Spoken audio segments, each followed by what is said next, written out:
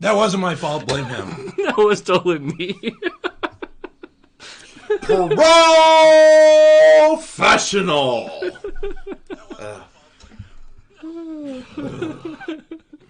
And with that, welcome to Otaku Saga Talks. Good Lord. Oh, jeez. First, you don't even change any of the info on the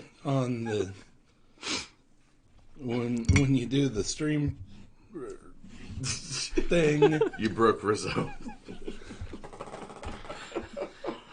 Apparently, And you pressed the wrong button. Turn the whole thing off. Blame zero. Oh, That's my excuse. yeah, it was all my fault. Blame zero. It's not an excuse, it's what happened.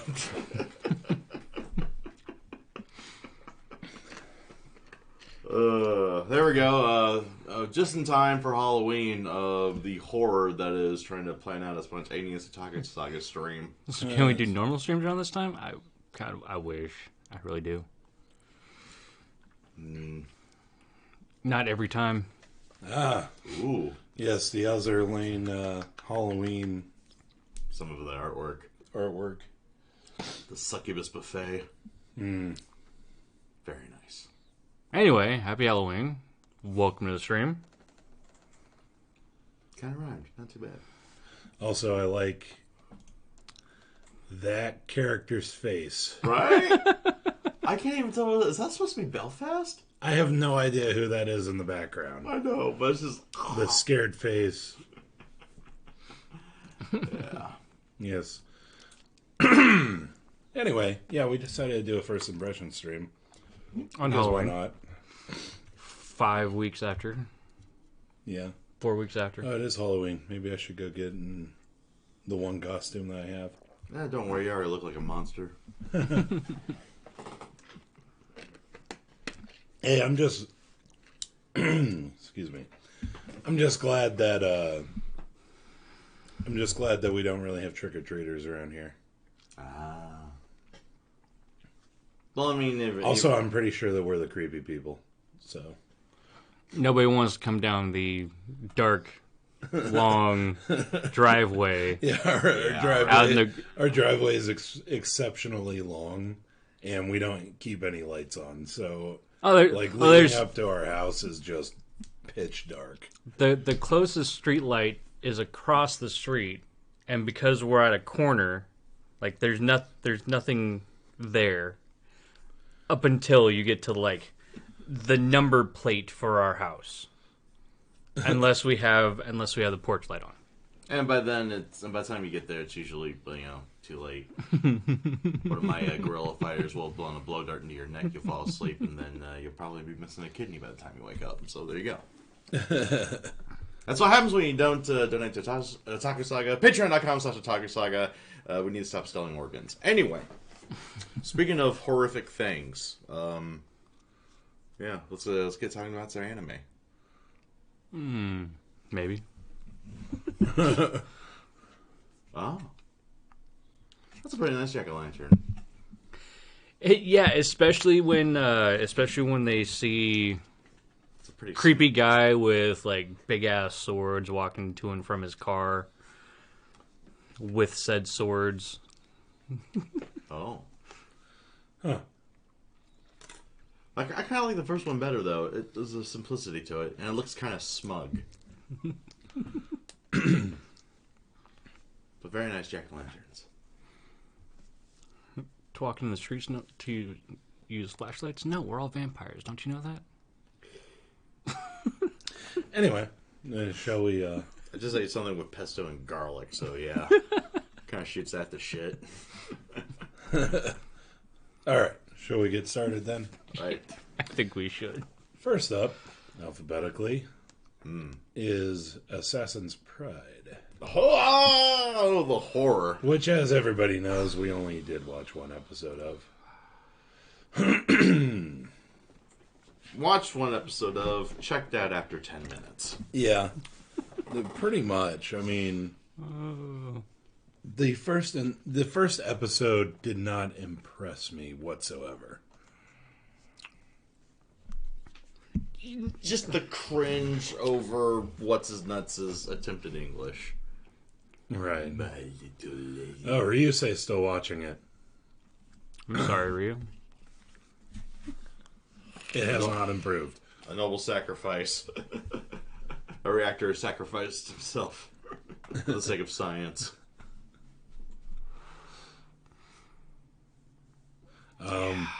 Did you have anything else to say about it? Because it was bad.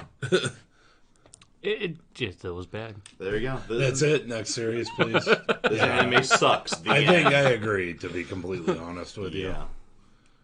So, next up, we have Azur Lane, of course. I will say the previous episode's animation sucked.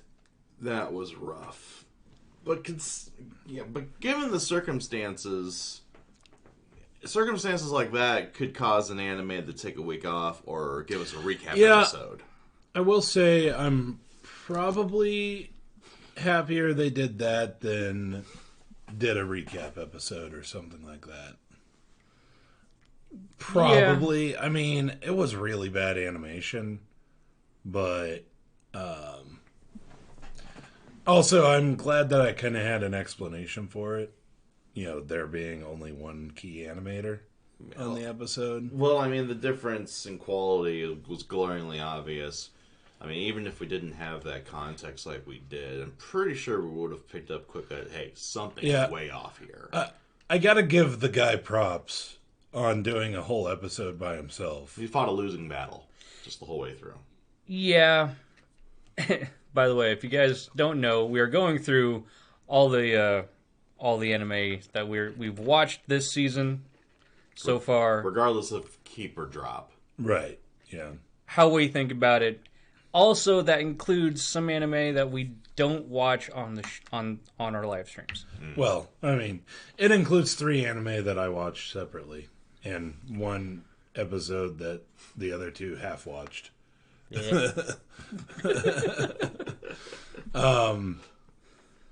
But anyway, I will say though, for Azur Lane, the first episode wasn't that good. It really just threw you into things. Right. It felt like they were trying to go, this is more what the anime is about. Let's do this. Trying to establish before a story really establishing something. Yeah. Trying to establish a story that wasn't quite there. But I guess that that might just be what they I mean, you kind of got to just start somewhere. Yeah. Well, I kind of was thinking about it a little bit because I was talking about some of the new anime with some of my other friends. Mm-hmm. And I mentioned I was watching Azur Lane. Well, hold up. You have friends? I know, weird. But I mentioned I was watching Azur Lane, and they were like, yeah, we watched the first episode of that. Didn't grab us. It was weird. I was like, yeah, the first episode... Honestly, like... It existed. Kind of, yeah. But again, I mean, Azur did put... You gotta start somewhere. I mean, where are you gonna start with Azur Lane? I mean, do you want to, like, explain how the Sirens are trying to attack Earth, or whatever? It's just... Yeah, trying to spin a story more or less out of thin air. I think, personally, because that first episode, the attack on the base, right, reminiscent of the first chapter of the game. Of the first chapter of the game, which is based on Pearl Harbor, right? I probably would have started off with a peaceful kind of episode, and then start going into the maybe have the attack start right at the end of the episode and lead into that next week. But that might interrupt the flow of where they're taking the story. Yeah, there's a lot of stuff they want to introduce, especially with a cast this big. But I kind of do like that idea. And perhaps maybe they could have explained perhaps how like the Azur Lane formed up. Right. Just a wee bit of world building, and then end up with the beginning of the attack. Right. And, yeah, I felt like they didn't go for the, I guess, pre-war peacefulness as much as they probably should have. Yeah, that was actually exactly what I was going to get into, Toma Chris. As somebody who doesn't play Azur Lane, it's interesting as somebody who likes Navy stuff. I wouldn't call myself a Navy Taku or something like that. Navy Taku, oddly specific. Gunji Otaku Navy Edition. Yeah, Gunji Otaku Navy Edition. I wouldn't consider myself like that, but I mean, it's definitely interesting to see. Now the 100% more semen. Bet you haven't heard that a million times since boot camp.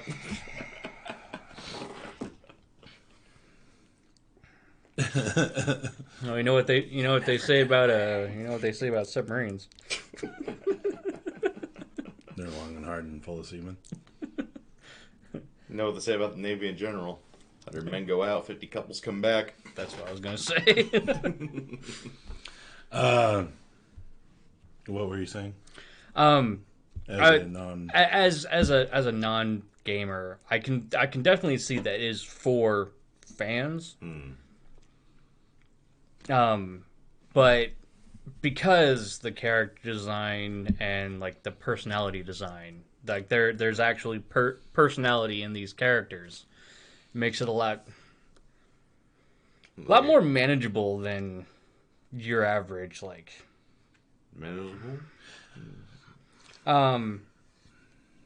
What was it? High Furry? Yeah, High School Fleet. Yeah, High School Fleet was very. It was fun, but it was very bland. None of the characters really had any personality. Right. Well, compared to Azur Lane, perhaps. Whereas Azur Lane, all the characters have personality. And they have very distinctive personality.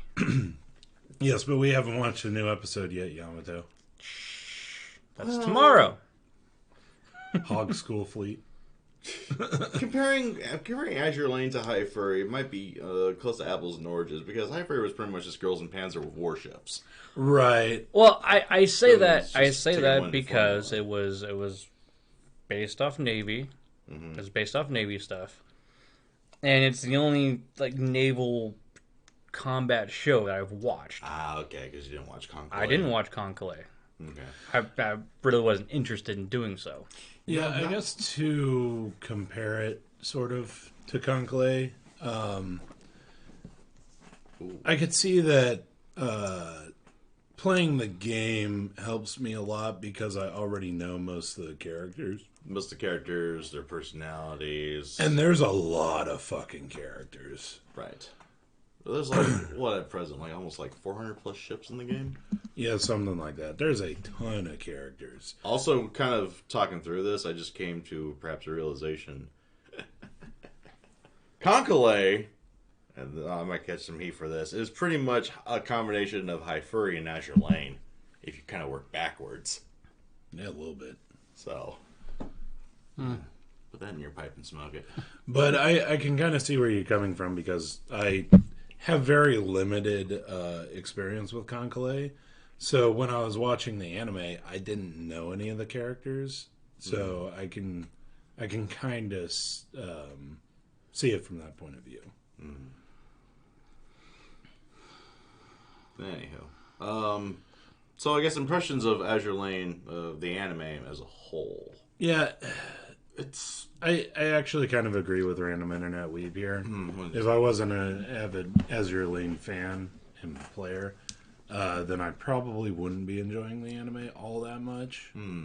It probably because I'm an Azur Lane player and a fan of it, I think that I probably give the anime a pass for some of the shit that it does. However, looking at it separately as an anime by itself, I'd probably really only be able to give it maybe a 7, a 6 to a 7. I forgot who said it earlier in the chat. They pretty much said the same thing. That's their point of view, score-wise, coming at it as someone who's not really played the game. As another one who's played the game kind of avidly, I kind of agree. Like 6.5, 7 so far. But to be honest, that's better than I expected.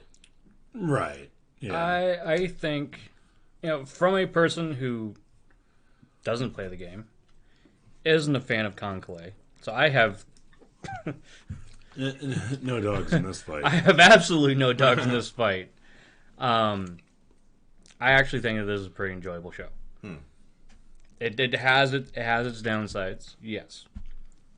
But if what everybody else is telling me is true, that Conclave really doesn't have all that much personality. That might be a little unfair to Conclave.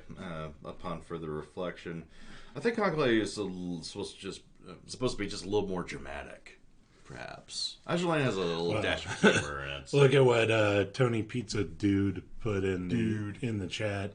That's pretty much it. It's a comic kind of comparing and contrasting the heavy damage. So Conclave in the Conclave anime and probably in the game too, like the ships get damaged and it's like a serious thing. Like, oh my god, she's about to sink and die. Yeah. In Azur Lane, as you've seen, oh yeah, they got heavily damaged and they're all just passed out face down with the water. Old cartoony dizzy eyes and all that. Right. All that goodness. Oh wow! Oh wow! Oh, poor Z23. Or she's grumpy all the time. Jeez. Yeah, she was done dirty on that. Yeah, Conclave is more reserved in terms of personality and design. Azur Lane's more expressive. I think I would like Azur Lane just because it has that. I'm just saying. I mean, but it was kind of silly, but you wouldn't find licking Prince Eugen in Conclave. I'd have to see it, and I probably will after we finish watching Azur Lane. I might go back and watch Conclave just to kind of have more of a comparison, right. And maybe do my own video as someone who's not invested in either story, who's not really into the games or anything like that, and give you guys my opinion on it. Yeah, because both the anime I thought are still all right in their own way. I mean, I think I mentioned it around episode 2. When I watched Conclave, I did a review. I was saying something. But, yeah, again, I mean, I think just looking at this anime from a technical standpoint, this latest episode notwithstanding, on the whole... Well, the previous episode that we watched. Well, yeah, that we watched, the horribly animated... and the Sandy cultists go crazy. But again, the anime is doing a bit better than I thought it would, on the whole. Probably wouldn't have said exactly that if I didn't have that context leading into the shit show of episode 4 or wait 3. Was it 3 or 4? 4.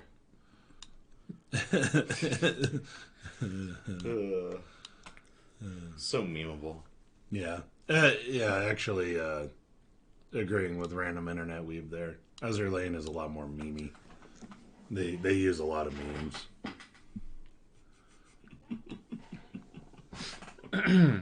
Wow. But the other thing, I guess probably my last point for this, since we tend to talk about Azur Lane a lot. Yeah, we should really fix that. But my last point probably is I do appreciate that they actually have some of the characters being enemies instead of just being like, oh, we know a lot of people are fans of a lot of these these characters, so let's just make some random enemies and then everybody's friends. I actually appreciate that quite a bit. It sticks to the story. That as it is in the game. Scant as it is, but they stick to it. Right. More or less. There you go. And with the deal with it glasses. We need some deal with glasses. By the way, if you want a good laugh, and you're on Azur Lane, go to the what is it? The collections screen, and click on different ships, and go to the comments. Oh yeah, well that people leave. You can access it from the dock too. Just go to any little ship's page. Right. But yeah, go look at the comments that people leave on the ship's page. Just stay away from the destroyers because you'll get tired of the FBI open up jokes quick. Right. But other than that, all right. Moving on. Yeah, Mayrock, that's pretty much how we're gonna. That's pretty much the rest of the show. Oh, Sandy. Waiting to see an Sandy named Number One. All right. Next up, we have Beastars. I will say that I was pleasantly surprised by very. Fanta, this did not suck nearly as much as I thought it would. Actually, leaving the story aside, I want to say that I was pleasantly surprised by the animation. We are going to continue watching Azur Lane. This isn't really a drop or keep stream. This is just our first impression. This is like the longest discussion on Otaku Saga. Right. There's the real horror. Why is there wibbly wobbly timey-wimey? What? I don't know. That's illegal. I don't know. Our future potential's been eaten by those weeping angels. Anyway. But yeah, Beastars, I was really pleasantly surprised by the animation itself. God. Because... There it is again. God damn it. Cursed image. When, when the season was coming up and it's like, oh, watch Beastars. It's done by the same company that did Hoseki no Kuni. Yeah, Hoseki no Kuni had decent, or good for 3D animation, but I still didn't like the animation that much. Yeah, so saying it was done by the same studio wasn't exactly a point in its favor. I mean, it was the fact that it is a 3D animation, it's a point in its favor, but as an anime in general, it's not, to me, if that makes sense. It's a pointless point. Yeah. Right. It was good animation, and for what it was good 3D animation, but I'm like... It's still 3D animation. Still 3D animation, and it was far too far too much. As one of my old history teachers used to say, it's the King Turd of Crap Mountain. But when we get to Beastars, so going into it, we're kind of just brushing it off as it's just going to be 3D, furry fan gimmicky stuff. Yeah, basically a high school melodrama romance for furries. I really didn't think that it was going to be for furries. I never really thought that. I thought that it was more, that's the kind of what it is. That's the lens that it uses to tell the story. Not necessarily, Like they're trying to go for that specific audience. Right. That's what I thought, so. Oh, but yeah, to go back to the animation bit because I wasn't quite done with my thought.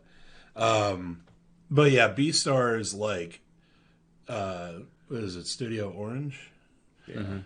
They really stepped it up. The way that they use the 3D, the way that they blend it with 2D, and just everything that they're doing with Beastars is outstanding. We mentioned it before in the first couple of episodes. The way that Orange has been able to make 3D elements not stand out so much like 3D elements usually do. It reminds me more of ufotable work. The blending of 3D and 2D. There's, or at least the look of 2D. I'm not even sure if it is 2D. It looks really good. Right. It's hard to tell that it's a, over-colored, glaring 3D model. Right. Shadows and stuff like that look excellent. Yeah, I mean, from what they did in Hoseki no Kuni, it is. I don't want to say night and day, but it's definitely you can tell the increase in quality. Right. Yeah. It's miles better. The animators definitely learned from Hoseki no Kuni, and they've put out a better visual product here. Maybe it's more like the difference between the dawn and noon. Instead of night and day. Instead of night and day. It is definitely a big step. There is definitely, like, you can tell. A marked improvement.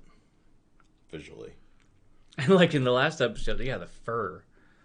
When, what's her name, ran her hands across his belly. That was... very impressive fur animation. Very impressive. I was fully uncomfortable with the situation, but very impressive fur animation. Yeah. I was anticipating weird situations like that, kind of going into it, but yeah. Visually speaking. Yeah. Pretty darn good. And then there's the story that I was not... Yeah, I was almost as uncomfortable as Lugosi was at that moment. But like the story itself is interesting. It's fun to watch. It's fun to see all these reactions between. I don't want to say like, oh, the interspecies play, I guess. That sounds wrong. Kind of hard to word what he's going for, though, in a way that is right. Because like. I don't want to say it's racist because it's not racist. It is kind of like there's first like class, second class citizen story, though. There's this feel of istism, I guess. It kind of reminds me. I forgot like when it was produced, but there's an old graphic novel called Mouse, which basically uses cat First. And cats and mice as like allegory for the Jews and the Nazis. It sort of reminds me of that, a big allegory to tell a commentary on society. Between your I guess your malcontents and the in crowd. And there's like, I guess a new, different type of continuity there with that istism thing. The species interspecies play with like Legacy and what's his name with the deer guy, Luis, where like he wants to be a powerful person and he thinks that the only way to do that is to be almost like a carnivore, but that's not the idea.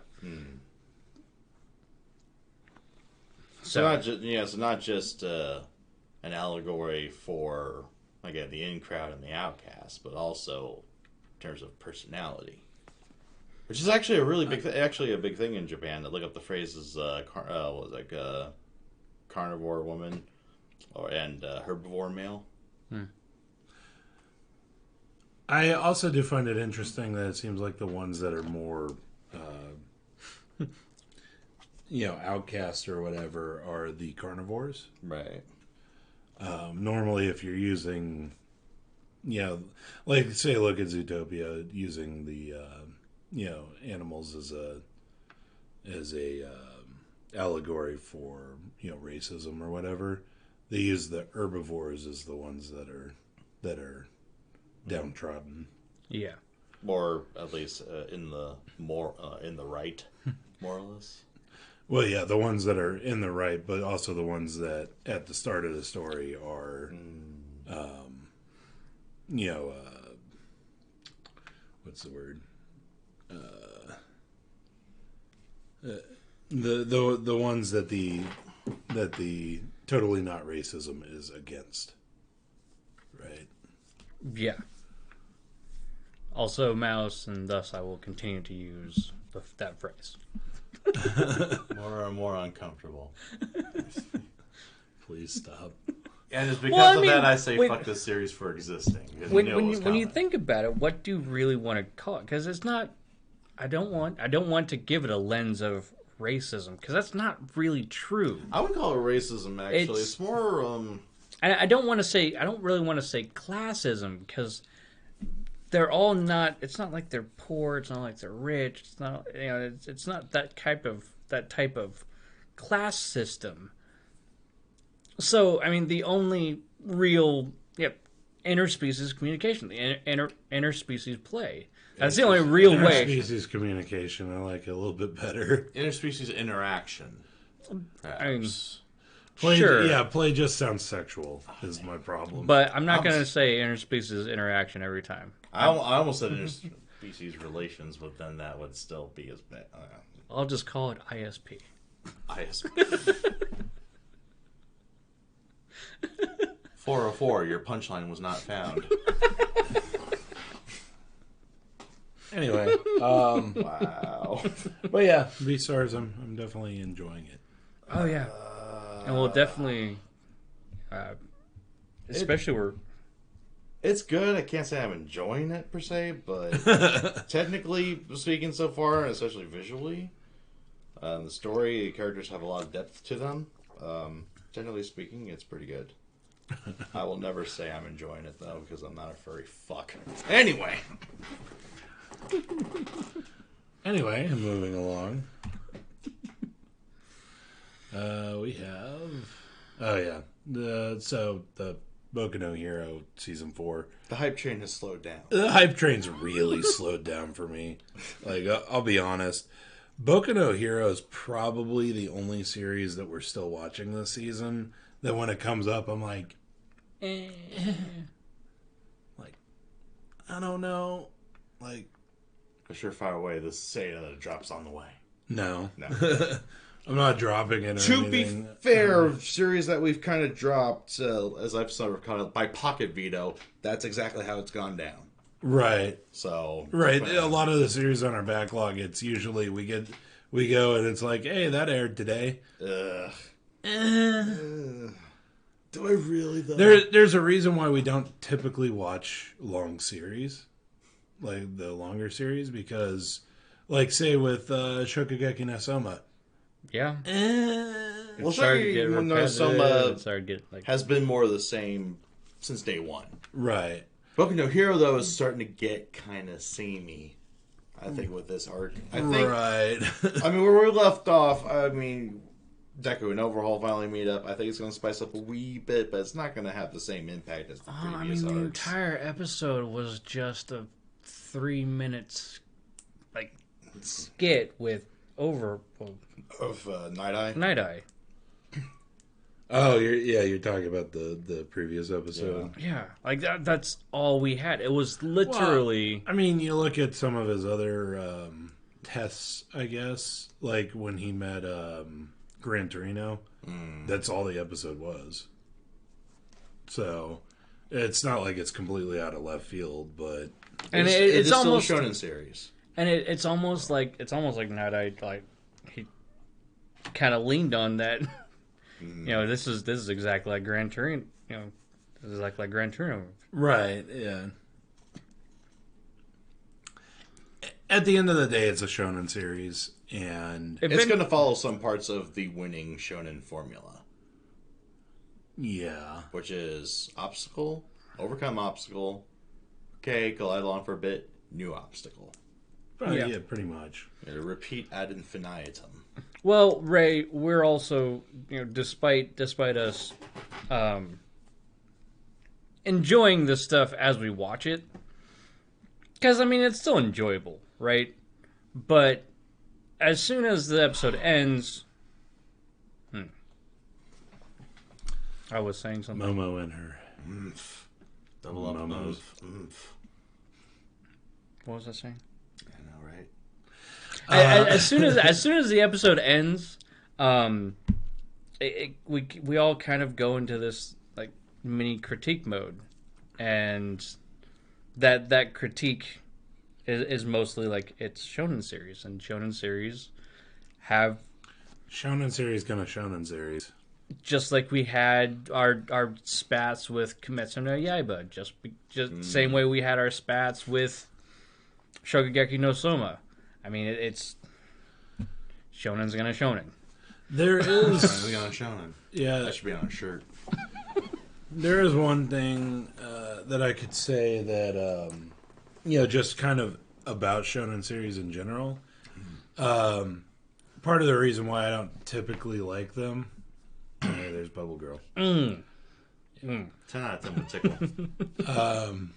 10 out of 10 would bully.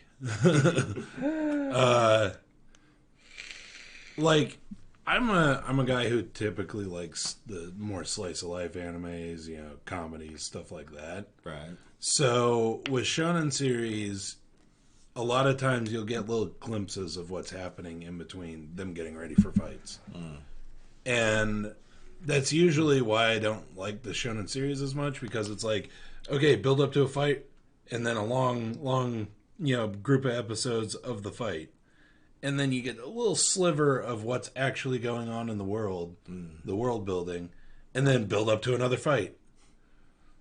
That's part of the reason why I don't do shonen series anymore, because I'm far more interested in that little sliver than I am in all of that build up and the fighting. Yeah. Little stuff that the target audience of these kind of stories wouldn't give two shits and a flying fuck about. Right. Right. But, I would be really interested to see more about the world of Boku no Hero rather than just, okay, build up to another fight. Right. Where do quirks come from? I mean, I know this started, centuries ago with, what was a baby in China or some shit. Was the first one to show, and then just proliferated. Yeah, I should say action shonen, because Bokuben's actually a shonen series too. It's in Shonen Jump.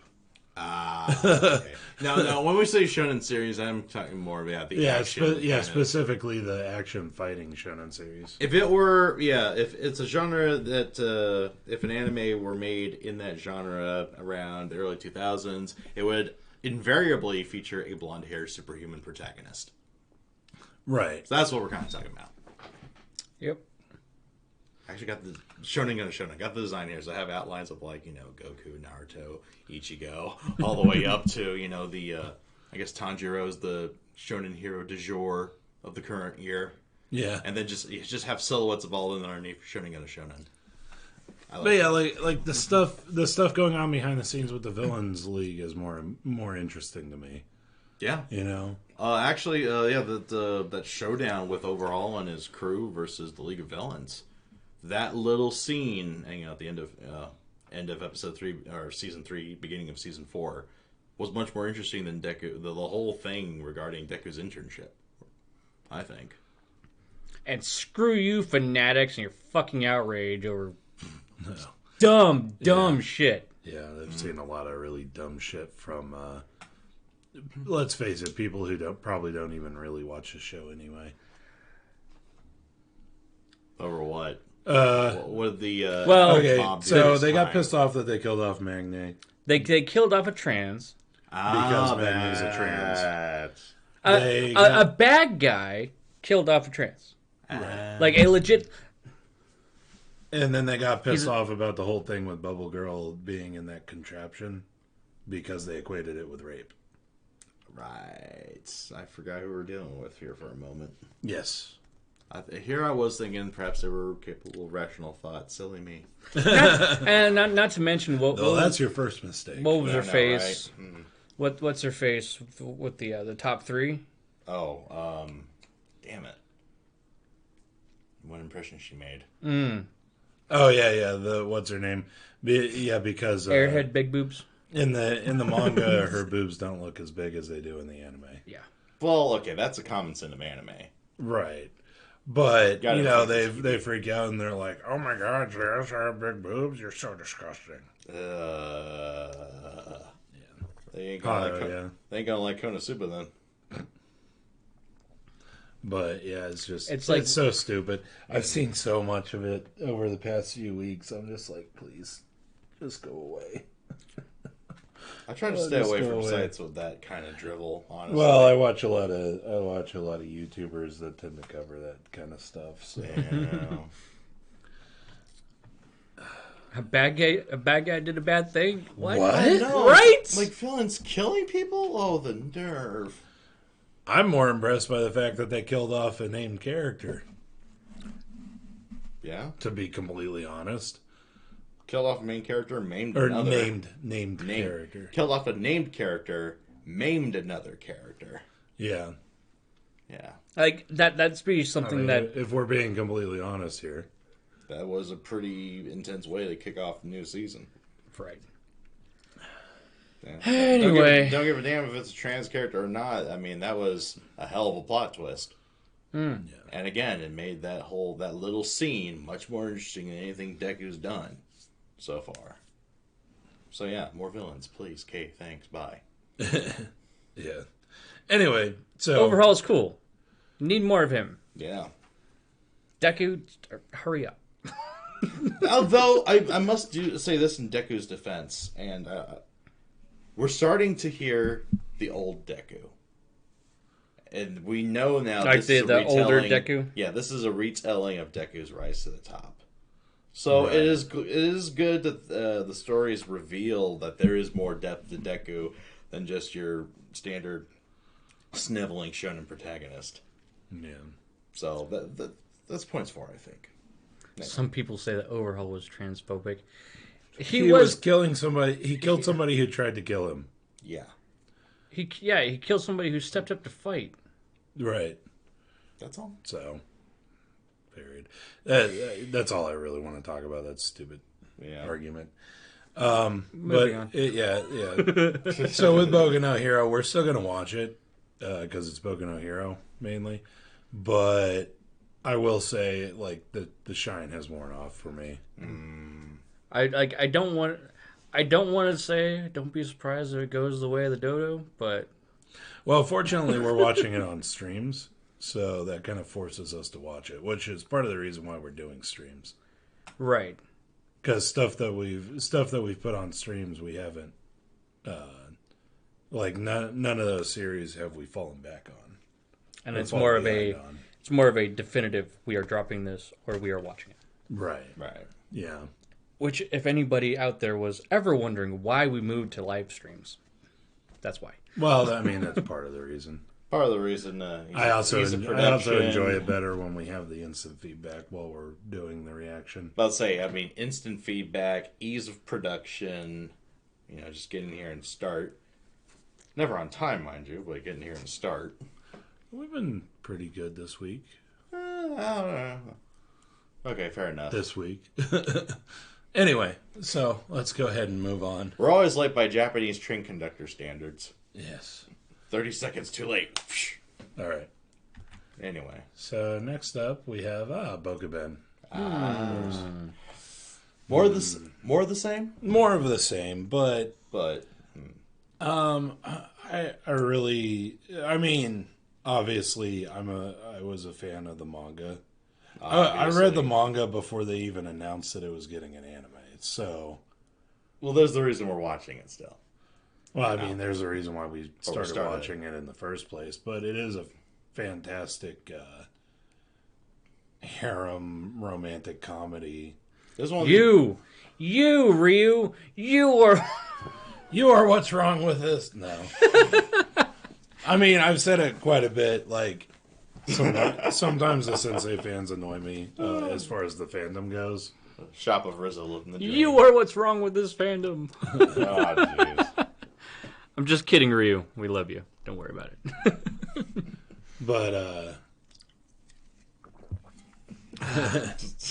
I know. You were saying something. Oh, wait. Let me click over. Ooh. That's a nice That's one. actually really nice. But yeah, Bokuben. I feel that it's kind of unfortunate that it's not going to move on to the later parts of the story, like where the manga's at right now, because the author does actually progress the story. Like the year does move on. Like I think in the manga they just did their center exams. Oh. So, like, it actually does move the story along. And I kind of feel bad that it's not going to get up to that in the anime, and it's probably not going to get any more seasons. I mean, season 3 is possible. Maybe. It is a really popular series.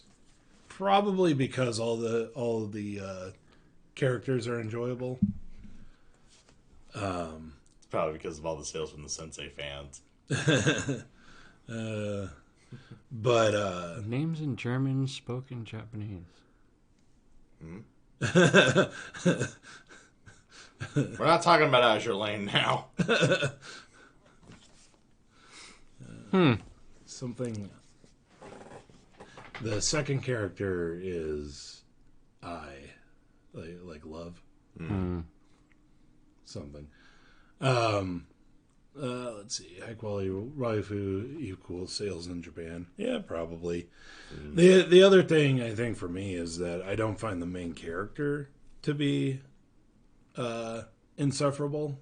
We kind of mentioned this several times throughout the first season. That Nariyuki is actually everyone in this is kind of more. Actually, not more. Less like hot-headed, and less like knee-jerk and impulsive and frankly stupid than a lot of characters in harem comedies, especially in years past. Like say, Love Hina. Good God, poor Kentaro. He breathes, he gets his ass whooped. Right. But it's played for laughs, hardy har har. That gag is evolved greatly into what we see in Bokuben. I also think like this is going to the this is like basically so that the artist that does the mangaka that does this manga, he did one of the spinoffs for Nisekoi, right? Oh. And I think he had a hand in the production of that manga. But I feel that he learned a lot of lessons from that because Nisekoi had a lot of issues, in my opinion. You mean besides the toxic fan base that liked one character above the right choice? No. It was the fact that there were certain characters in that show that were kind of insufferable. Fanta, isn't that the objective, though? Just saying. Yeah. But, so I feel like this is... I don't know if maybe, like learned a lesson from that or anything is the right choice, but I don't know. I feel like the mangaka does a really good job with the story. But like I said, I think that the sort of humor in harem comedies has evolved beyond main character breathes, beat the shit out of them. Right. I mean, we have... Actually, someone made the comparison, a much more popular YouTuber than we'll ever be. Someone made the comparison with Konosuba to a sitcom. I would dare say Bokuben is quite similar. And actually, a lot of comedic series nowadays mirror American sitcoms. With the way, with the group dynamics and, frankly, how toxic all the relationships are with all the characters. And it's just wonderfully played. I think it started, actually, no. I'd probably say that trend went back as long back as Outlaw Star, around that era. But there's series kind of few and far between on that, I think. Yeah. I think it's becoming more prevalent nowadays, though. And that's a good thing. Yeah. Also, Merry Christmas. Christmas came early, and I'm sure so did some of our viewership. Anywho. Well, I know it certainly came early in Walmart. It always does, though. Right. The true horror of Halloween. Merry Hollow Thankmas. Right. Yeah, I went to Walmart earlier today and came out with a bag of Christmas Reese's for Halloween. That's it. Someone has to go trick-or-treating as Santa Claus. And it will work in Colorado where we grew up because it always starts snowing on Halloween. So perfect. Well, yeah, actually, I was talking to my dad, like, tonight, for Halloween, it was it was really cold. Like, it was real cold. Okay, basically, Mouse, Reese's peanut butter cups vaguely in the shape of Christmas trees. Not anymore. Oh. The bag that I got are now mystery shapes. Oh. And so there's a boot, there's a Christmas tree, there's an ornament, and a few others I haven't seen yet. Pretty sure you mean a stocking, but yeah. Well, yeah, stocking. But yeah. Merry Christmas, everybody. Anyway, back to Bokuben. But yes, I deeply enjoy this series. If it gets a third season, I'll be watching the third season. If it gets a fourth season, I'll be watching the fourth season.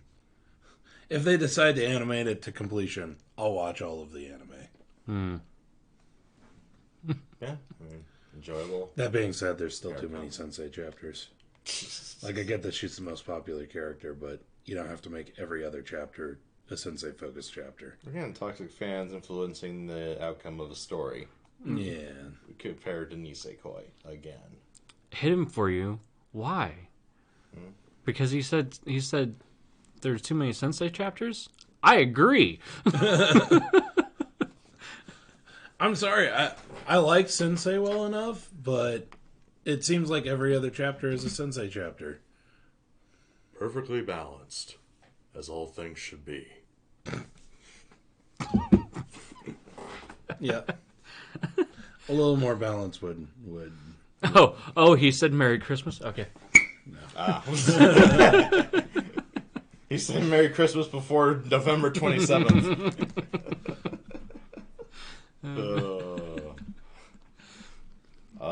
Why is Unicorn looking at me with the Yandere eyes and aura?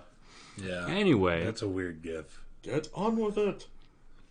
Yeah. Sharpening her knife. Oh. But yeah, I mean, it's great characters and a decent enough story that. Well, I mean, comedy notwithstanding, when it's friggin' hilarious. You know, when it's on, it's on. You know, plenty of laughs have been had, and I'm sure plenty more will be. Yeah, especially with like the most recent episode. The most recent episode was really funny. Yeah. Go watch that stream replay if you haven't already. Indeed. Moving along. Next! Yes. Choyoyo. I'm out. See ya.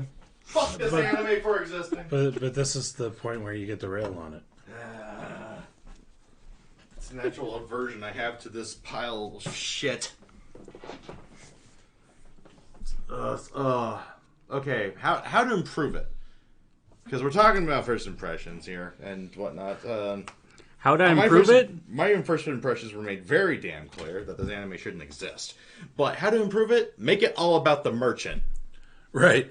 The merchant was the only one of the main characters that was interesting. Why am I putting this in? We're not watching anything right now. Anyway, yeah, I mean, episode 2 was the best episode. The only one worth watching. Well, episode 2 and like the first half-ish of episode 3. Yeah, but the merchant's for like first bit. If you made the series just about him in this new world...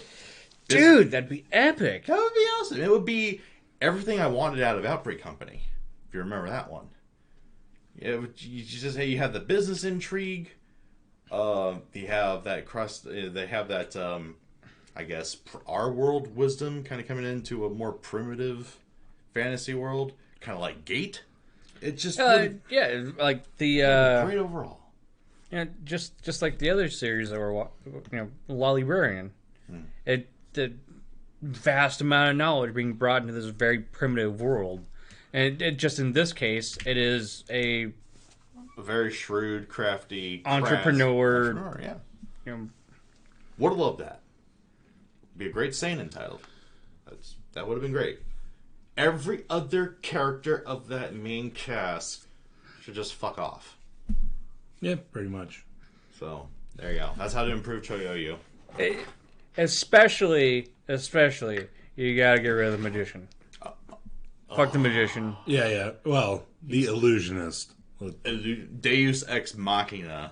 Illusionist my ass. Right. No, that's just make shit up. like I get that he's supposed to be able to do. Oh, we need to get out of this situation here. Let me just reach into my ass and here you go. Pull out a solution. Oh man, he makes the original Star Trek series look credible.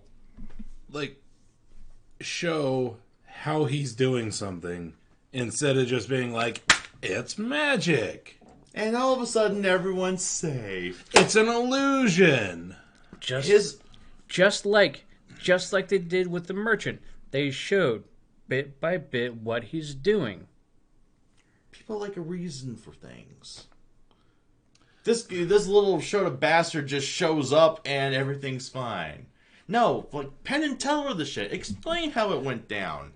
Flex some creative muscle. No, it's not magic because the magic here is not the same as the magic that he uses. Right. Yeah. That was actually mentioned. But just that little bastard's existence just insults a viewer's intelligence. Right. And then the fact that they basically use him to just, as a get out of jail free card for, for everybody basically. Like, right. Oh, you set up that people were kidnapped? Okay, we're going to have a little arc where we have to go rescue people. No, he just, illusioned everybody out.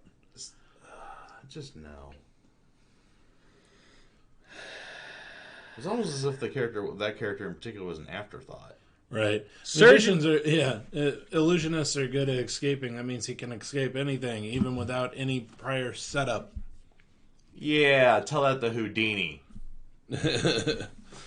Fucking stupid. It's a stupid character. And the fact that he's an annoying little shit. That too. That doesn't help. That really doesn't help. But that's the thing. I mean, alright, maybe apart from Samurai Girl, I just felt sorry for her because she's just the tank.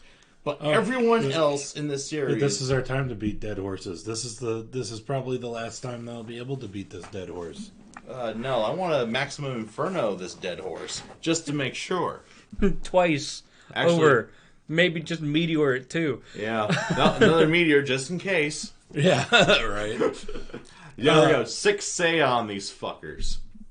Yeah, and then the surgeon scene. Oh my god, so dumb. She has so dumb. Surgeon has no reason to being there. Right. None. Just none. No, are we not going to talk about her just like picking her scalpel out of all her tools flying? Well, there's that. I mean, basically what it is yes, she's the best surgeon in the world. Read. She has healing magic. Because that's what it was. It wasn't fucking surgery. Yes. Again. Well, at least the the inventor who decided to make a useless tool.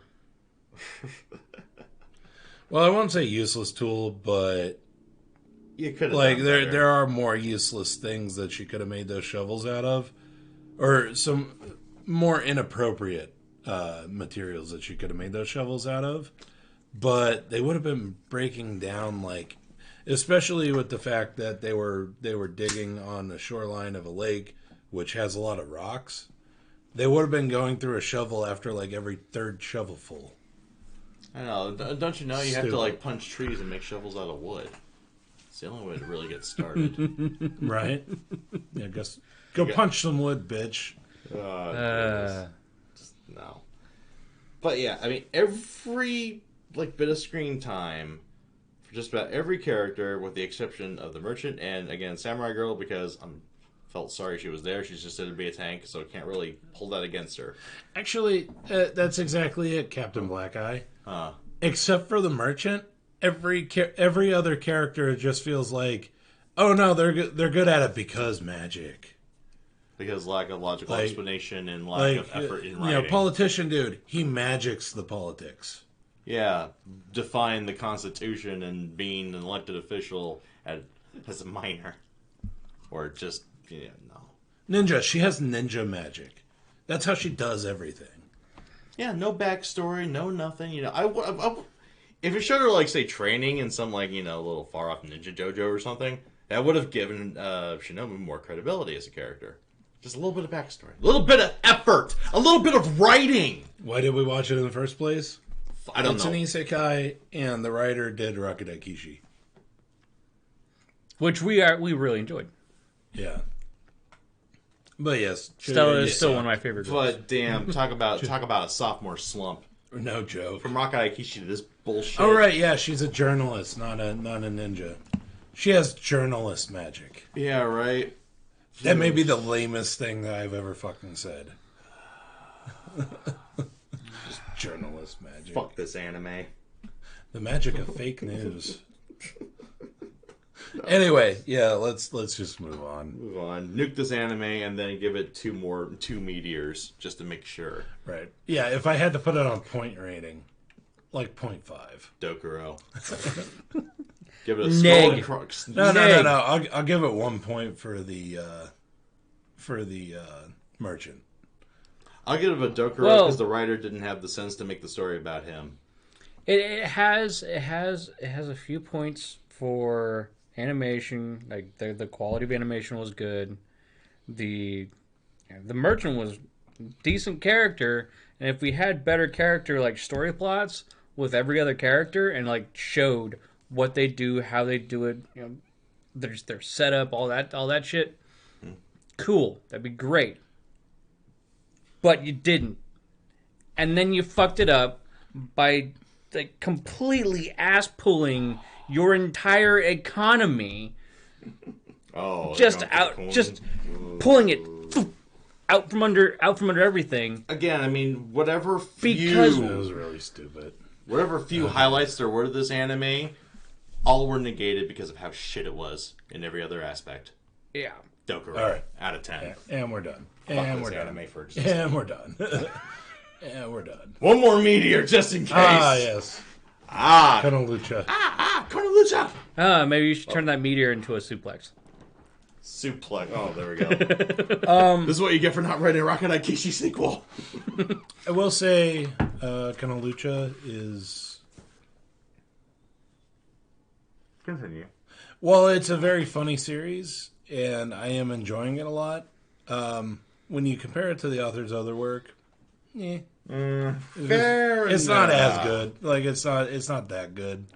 When you compare characters, it to Konosuba though, those are huge shoes to fill. It's like you're asking me to wear Shaq's shoes, man. That's not fair. Right. Just it does really weird me out sometimes. I mean, it's like well, look at the works of Shakespeare. It's like trying to compare Romeo and Juliet to Othello. It's just one is just so much more recognizable and better. Yeah. Well, okay, maybe not Othello, but King Lear perhaps. Anyway, so like it for what it is, it's fun. It's a fun series. I'm enjoying it. Anthony is a total bamf. So I just want to get that out of the way. I'm enjoying the series. Right. Yeah, I'm quite enjoying the series actually. Well, yeah. I mean, it's part of our Wednesday lineup, which Wednesday best day.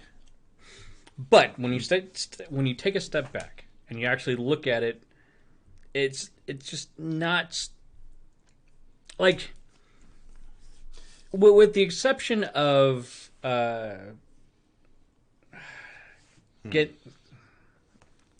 what was the dude's name? Genzo? Yeah. Genzo and his Silver Fox lady. With the exception of those two people, everybody else, they're kind of just. Here's a cookie cutter to fill up. The rest of the characters just aren't that good. We need a big boobs character. We need a lolly character. We need somebody. Yeah, there we go. Just enjoy. Here's a couple. Fill out a character sheet, roll up stats, and enjoy. Yeah, I guess the downside is that this has to be compared to Konosuba because of the author. Because in Konosuba, the characters are all really good. Oh, yeah. Whereas this one, the characters are, kind of, I mean, they're okay. Well, I mean, okay, if we're looking at Konosuba and the characters there, honestly, though, how much focus is given outside of our main quartet in that situation? Not a whole hell of a lot, I reckon. I mean... Well, I can look at Konosuba from the lens of somebody who reads the light novels. The other characters are all pretty... They all have a lot more parts in the light novels than they do in the anime, and they're all really good. Okay, so it's more in depth than the source material. I was talking about, as someone who doesn't read light novels, I was talking about in the anime. Because there's only so much attention, I guess. Yeah, but you still get the base of... these characters are good in the light novels. You don't see them as much in the anime, but they don't ever feel like, it's just another cookie-cutter character to fill in for, we need this type of... Well, okay, so Captain Black Eye says, and I think it's unfortunate that Kasha's hero completely overshadows it by being in the... he says, Kasha's hero feels so much more like it would be by Konosuba author, and I think it's unfortunate that Kasha's hero completely overshadows being in the same season. I agree, and I disagree at the same time, because I think if you put this in any other season that we've watched so far, it probably wouldn't have stood up. Talking about Taga Kimono Michi or Kasha's hero? Konosuba. Okay. Like, it may not have actually... stayed in our lineup. It might, but because we're doing what we're doing now, and because this is surrounded by a whole bunch of other things that are pretty hilarious, like Kasha's hero and Oresuki. Because we have all that going in the same day, like that's our fun day, right? I don't know. I still think this is. When the strength of the Wednesday lineup notwithstanding, I still think this is one of the more enjoyable series of the season. I think I agree too. It's just unfortunately due to the source, to the author, you have to make comparisons of this to Konosuba, and I think doing that you can look at it in one of two ways. One, you look at it, and this is the more positive way to look at it, I think. You look at it as some of the humor of Konosuba kind of toned down, perhaps. And the other way to look at it, which is a little more negative, it's a sophomore slump. Yeah. Which, it happens. I actually wonder which was written first.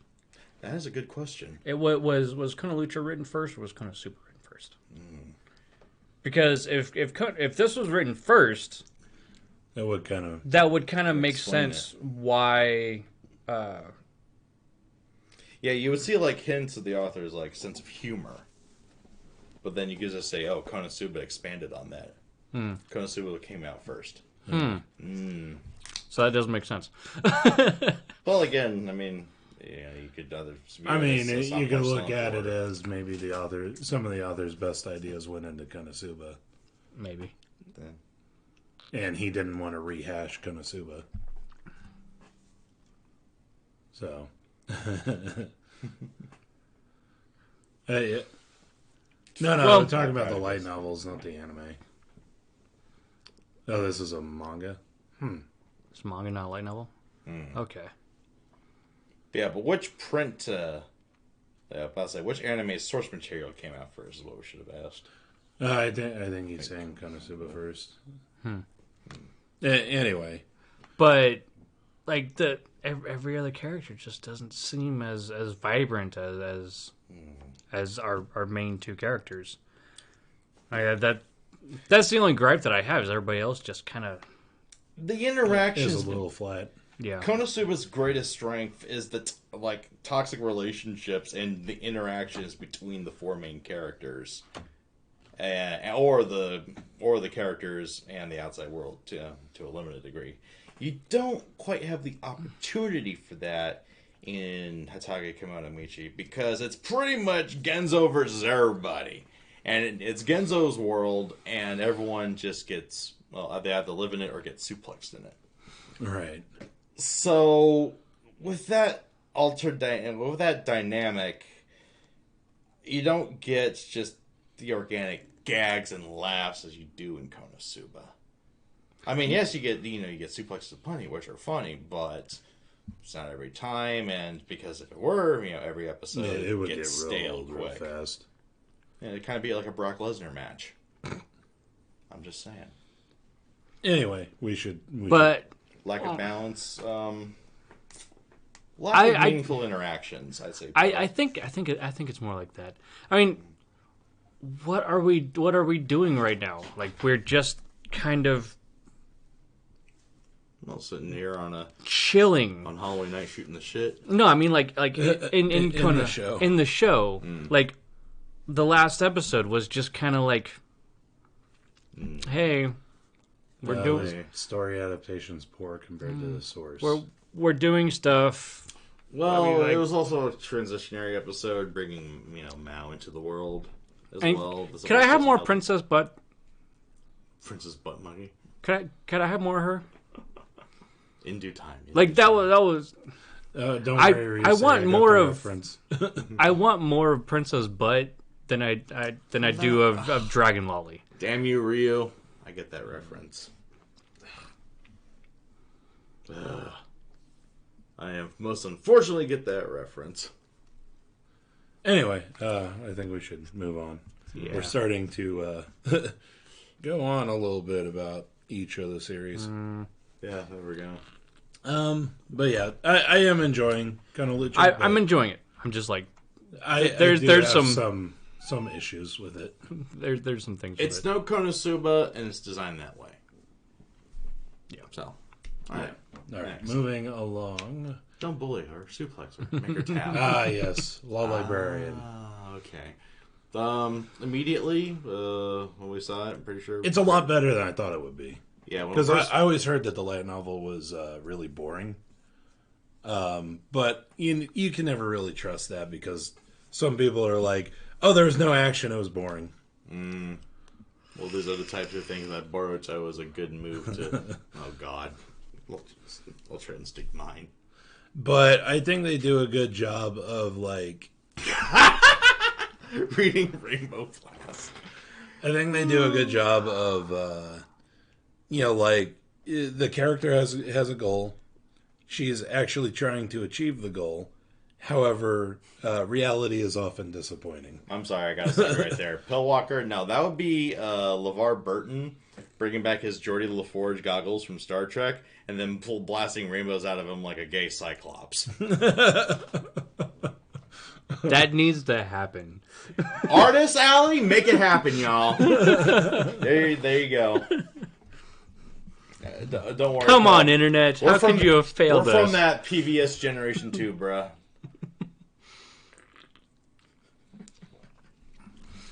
Anyway. Yeah, score of this series is bad to average in most anime sites, which is really disappointing. Like, I don't know. Like, I really, really enjoy Lolly Librarian. It's really enjoyable. But again, I mean, people watch anime for different things. This is an anime, I think we pretty much immediately compared it to other kind of very mellow titles, like Amato Inazuma and Flying Witch. Cyclops isn't gay? Wait, didn't you know? He actually is bi now. Because apparently Wolverine, Jean, and I don't want to fucking know. Anyway, I was thinking back to the actual one-eyed monster in the Odyssey. But I'm like, he lives on an island alone, and all he does is kill people and make cheese. Funny thing is that a lot of small gripes you pointed out in the show are solved in the light novel. Like the bird food being edible in the light novel, she combined it with juice or broth, and that's what made it. Otherwise, it was just like eating straw. Yeah. Okay, fair enough. And again, a kind of deep in detail that the print is more likely to capture. Just call it. Well, yeah, actually, I mean, that is a good point. Like, you can explain a lot more in books. You have a lot more time to. Right. Because you're not constrained by the 23 minutes of an episode, right? Or the 12 episodes of a series, or like the few minutes of a single scene, right? You can explain a lot more in books, but in the books, so a lot of the gripes that I end up having with the series, I can see it explaining more in the books. So, yeah, can't get into the whole nitty gritty. But still, I mean, besides that, Rising of the Book Hero. Rising of the Book Hero. Well, she has had a rough go of it. Anyway. But it's definitely interesting especially seeing somebody who's like, her predicament is that she is little, frail. She is a 4-year-old? Yeah, I can't remember how old is she, like 4 or 5, something like that. Yeah. But she is not only is she really young, but she's also sickly. Right. So, I mean, like, that is her predicament, is that she is and she's poor. Tiny. She's in a poor, she's poor, she's sick, and she's also dealing with a bit of culture shock, too. She's tiny, she has to deal with, family being around and family not being as, like, supportive over everything. I wouldn't say, like, non-supportive. I think they're ignorant to her. That's probably to her knowledge. Yeah. Very, very ignorant and not. Well, because she's so young, they don't really take a lot of the stuff that she wants to do seriously. That too. So. But despite all this, it's still a very nice, again, it's a nice kind of show. Tune in, you relax, maybe have a chuckle here and there. But yeah, nice show. Yeah. It's nice, something easy going. Something to soothe the stress of a 13-hour workday. If you're one of those poor bastards. Yeah. Anyway, I think we should go ahead and move on. Yeah. All right. So the next one we have up is... yes, this is one of the ones I watched by myself. I'll just go through this really quickly. Okay. OTAKU Saikoro Club. It was okay. Like, it wasn't like spectacular or anything. It's a standard, like, it's a standard one of those kind of hobby type anime. And the characters are very standard, and I think you're getting where I'm going with this. It's mainly more like, oh, hey, it's standard. They're playing Settlers of Catan in the promo art. I totally get that. Yay. Right. Or I think in the first episode, what did they play? Marrakesh? Something like that. Oh, okay. Basically, I'm not going to explain the game. But, like, yeah, it's like, oh, they're playing a game that I've heard of. A poor man's K-On? Well, I mean, it's not really necessarily a cute girls play cute games type thing, because there are actually male characters in this. Usually in those type of shows, you get men don't exist. Maybe one male character showing up, and he's so minor that he might as well not be there. And most of the time doesn't have a face. Yeah, he's usually the guy to say, "Hokago tea time, you're up next." It's board games with high school girls. I mean, that's basically what it is. Pale Walker and Disper says the show felt more like an ad for board games, about as deep as a commercial. Yeah, I kind of agree. Yeah, like it's actually all 3 of the shows that I checked out by myself. I'm not watching any of them. Like none of them appealed to me. And 2 out of those 3, well, this is one, and then, well, actually no, it wouldn't be the next one. Anyway. Yeah. So we'll get to that later. That's pretty much my impression of it. I only watched the first episode. Yeah. Actually, all 3 of the ones I checked out by myself, I only watched the first episode because none of them appealed to me. So basically, unless, if you're kind of, I don't know, if you have a slight fancy because of the subject material, or you're like our boy Keaton, who is obsessed with board games. Right. You watch the first episode, get bored, and drop it. Pretty much. Moving right along. Kabukicho Sherlock. What to make of this? I don't know. Not my cup of tea. I don't know, and the anime sure as hell didn't really know. Okay, this is going to be really weird, but it had a very similar energy to Chaotic 9 in terms of like how it told the story, how everything kind of flowed, but without the chaos somehow. But it was still just as mindfucky. Oh, sorry, going back to the previous one. Internet Weep says, my friend said that it's just a giant 20-ish minute long ad for board games. If this weren't enough, if you remove the games, there's nothing left because the characters are uninteresting and the whole thing feels incredibly soulless. Yeah, pretty much. So basically an anime mod for a tabletop simulator. Yeah, pretty much. Anyway. That thumbnail looks like it's from a YouTube podcast. It kind of is. Oh, you're talking about for Kabukicho Sherlock? Yeah, kind of. Maybe. But yeah, Kabukicho Sherlock, I mean, I can sum it up as not my cup of tea. They tried to inject a bit of funk, a bit of fun into a mystery anime. Yeah. And I wouldn't say it failed outright, but it did kind of fall short. Which is kind of a shame, but, you know, it happens. I mean, what Fanta's saying, your reactions are freaking hilarious, this one. I mean, if we watched everything that our reactions was great too, we watched a lot of shitty anime. We probably wouldn't enjoy it a whole hell of a lot. Well, that's because these bastards are all sick and they want to see us suffer. Especially you, Fana. Recommending Beastars. Yeah, Internet Weeb. This, in my opinion, you should pass. Kabukicho Sherlock. It's probably not worth your time. It's a poor man's Hakata Tokunsu Ramens. Yeah, it kind of tried to do a little bit kind of like that, where it was like, how do I want to put it? Like it's a mystery anime being a little bit flamboyant. Mm-hmm. Very camp. Yeah, very campy. Well, obviously, you got drag queens kind of running the show here. Right. That's the epitome of flamboyance and camp. Drag queens running the show.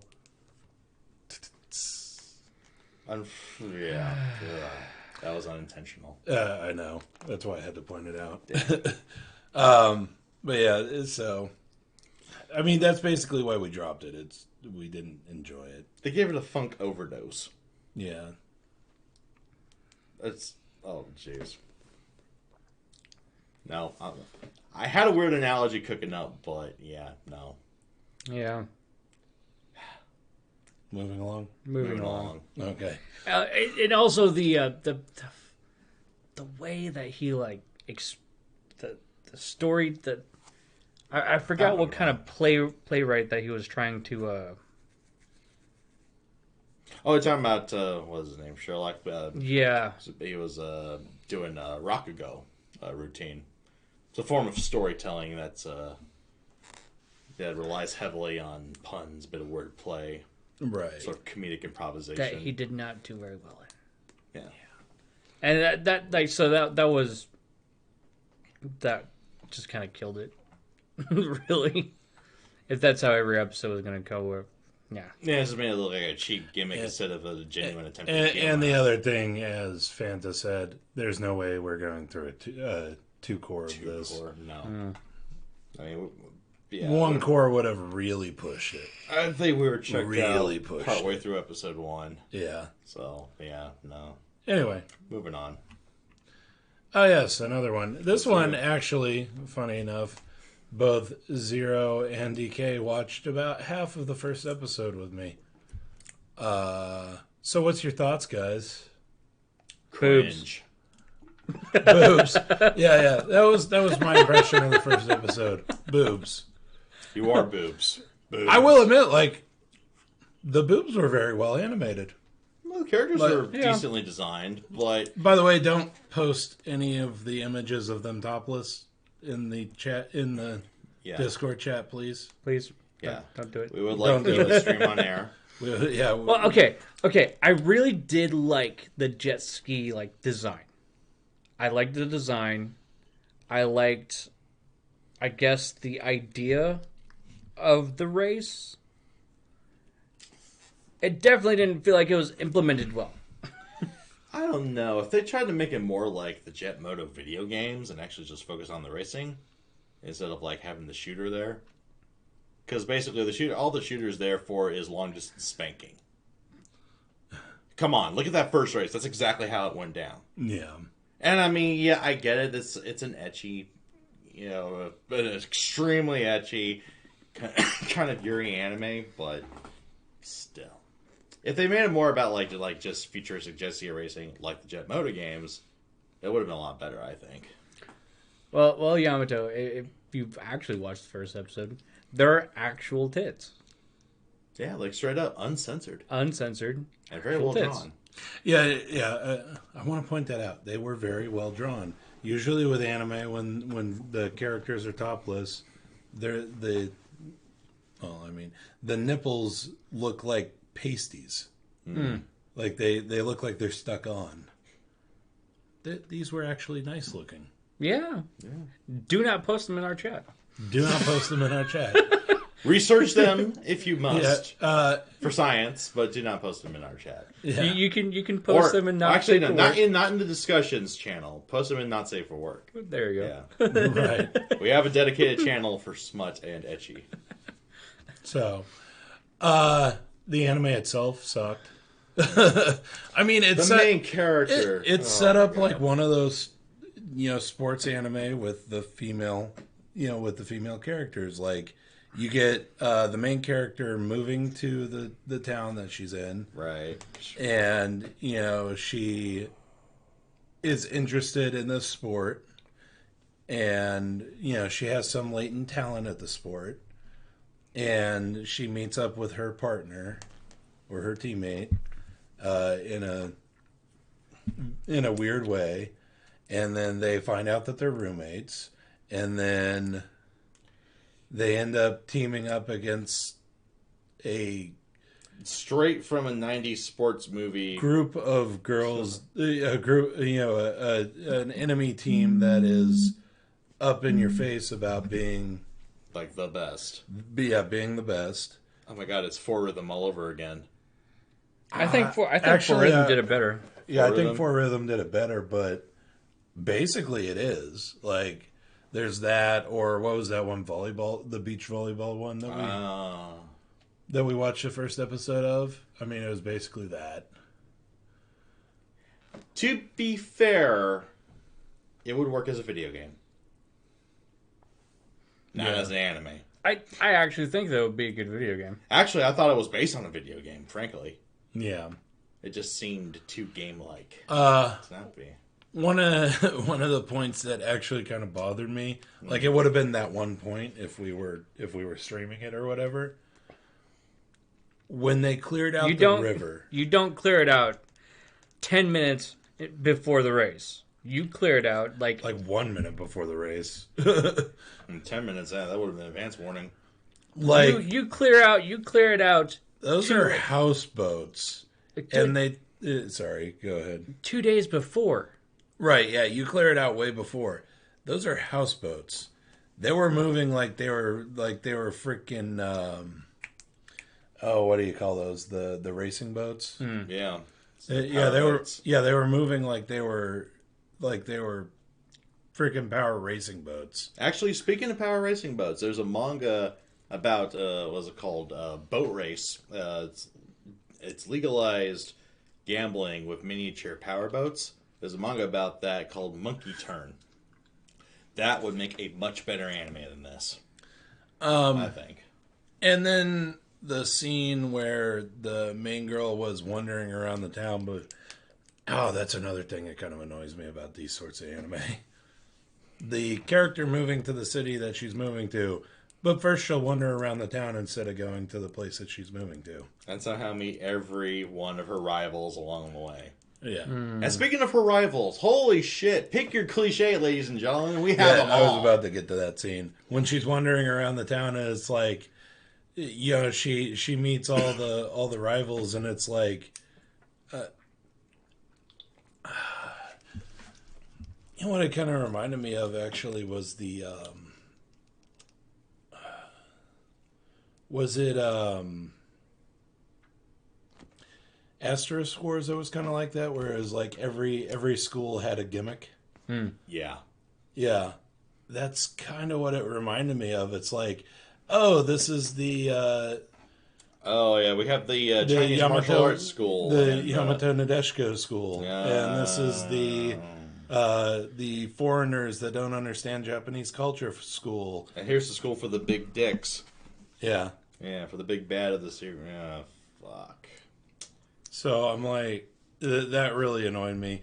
And then and then the main character, oh how cute, oh how cute, oh how cute. Oh my god. There we go. There's the main cancer of this series. The main character.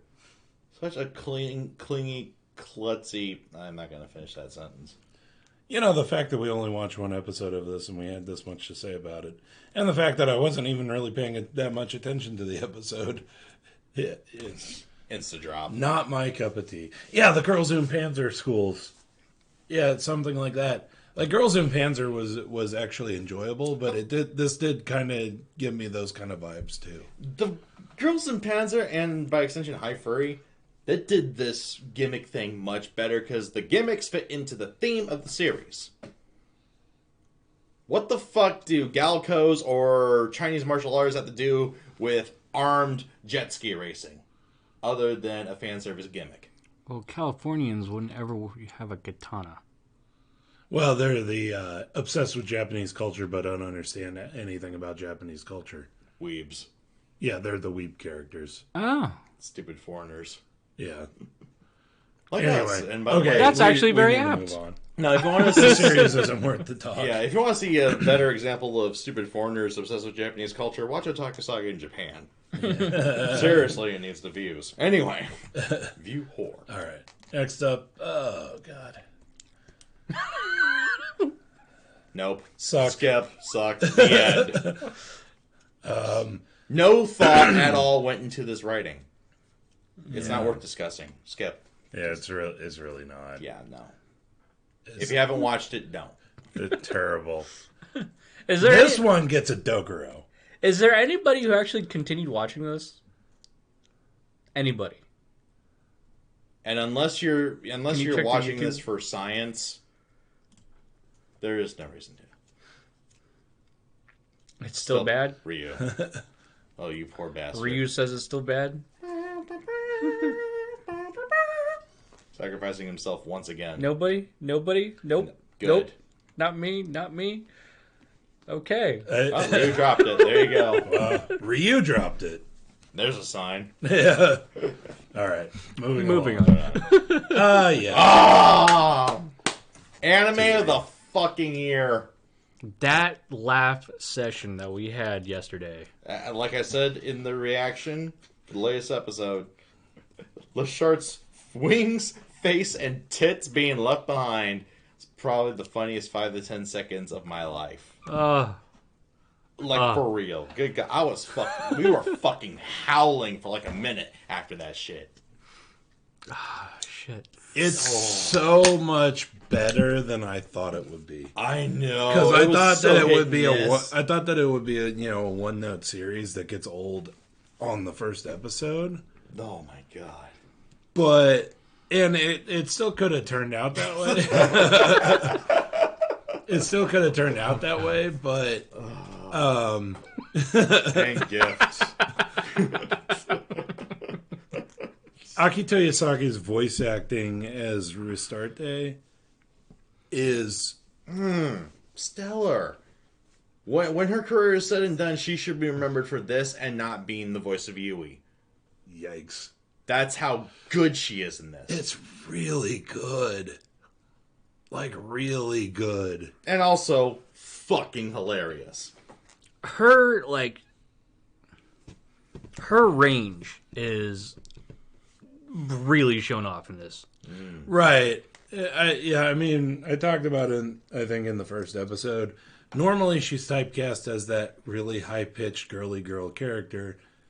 But I've seen flashes of other stuff that she can do. over the years. Like when she did what's her name in Noragami. The Bishamon? Oh no, not Bishamon. The pink-haired goddess of poverty. I forgot her name. Like, she's that bubbly kind of high-pitched character, and I'm like, oh yeah, of course Agito Yasaki did that. But then she threatens Bishamon, and she sounds like such a badass. That moment, and it's like, holy shit, that's that's really good. And then she did Altair in Recreators, which was completely different from what she normally does. And I'm like, why can't she do more of that? Here we go. Here you go. This is like perfect because she's the bubbly character, but then when she gets really annoyed with the main character or something happens to the character, it's just excellent range. She gave the voice to Hatsune Miku. Are you sure about that? Because I don't think you're right. I'm pretty sure. Let me look it up just to be sure. But someone else. Yeah, I'm pretty sure that was somebody else. Yeah, you sure of it? All caps, huh? Apparently, my caps lock got. Saki Fujita. Yeah, is the one that Hatsune's voice is modeled on. Yeah. That's from what we see according to Wikipedia. Because she did. Heaven's Lost Property. We have to finish that, Rizzo. What? I don't know what you're talking about. We got paid for it, Rizzo. We'll get there. Calm down. I know, until I call it out on stream. Yeah, I only remembered about Hatsune Miku because she does the voice actors that Hatsune Miku's voice was modeled on did Inami and Working. Mahiri Inami and Working. And that's the only reason why I remember that. Miss Punch a lot. Yeah. Okay. So, sorry to call you out, but you're wrong. No, you facts before you come at us a little goof. Anyway. Oh, no. Now we get to say it. Professional. Sorry.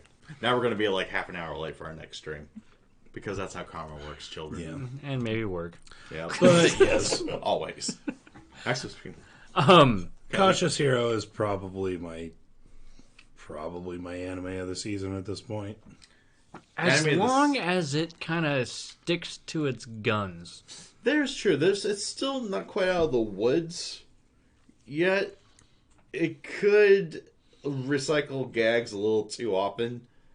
There's a danger of that happening, but it hasn't yet, though. And even if it kind of does, when those moments usually come when Seiya fights. It's usually like, okay, Maximum Inferno. Better do it twice to make sure. Meteor. All right, do it again to make sure. That gag could get old, but it hasn't yet. And that aside, you get the interactions between Seiya and Risharta, and you get the gold. Did you not know Pillwalker? That's our character.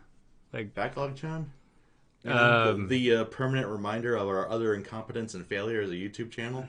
J-Purd actually commissioned that character. Backlog-chan. Yeah. So that is our character. That's how great we are, though. We turn our greatest failures into memes. That poor village, that poor church, this poor world that Seiya let loose upon it. The meteors and Maximum Infernos will continue until morale improves. Yeah.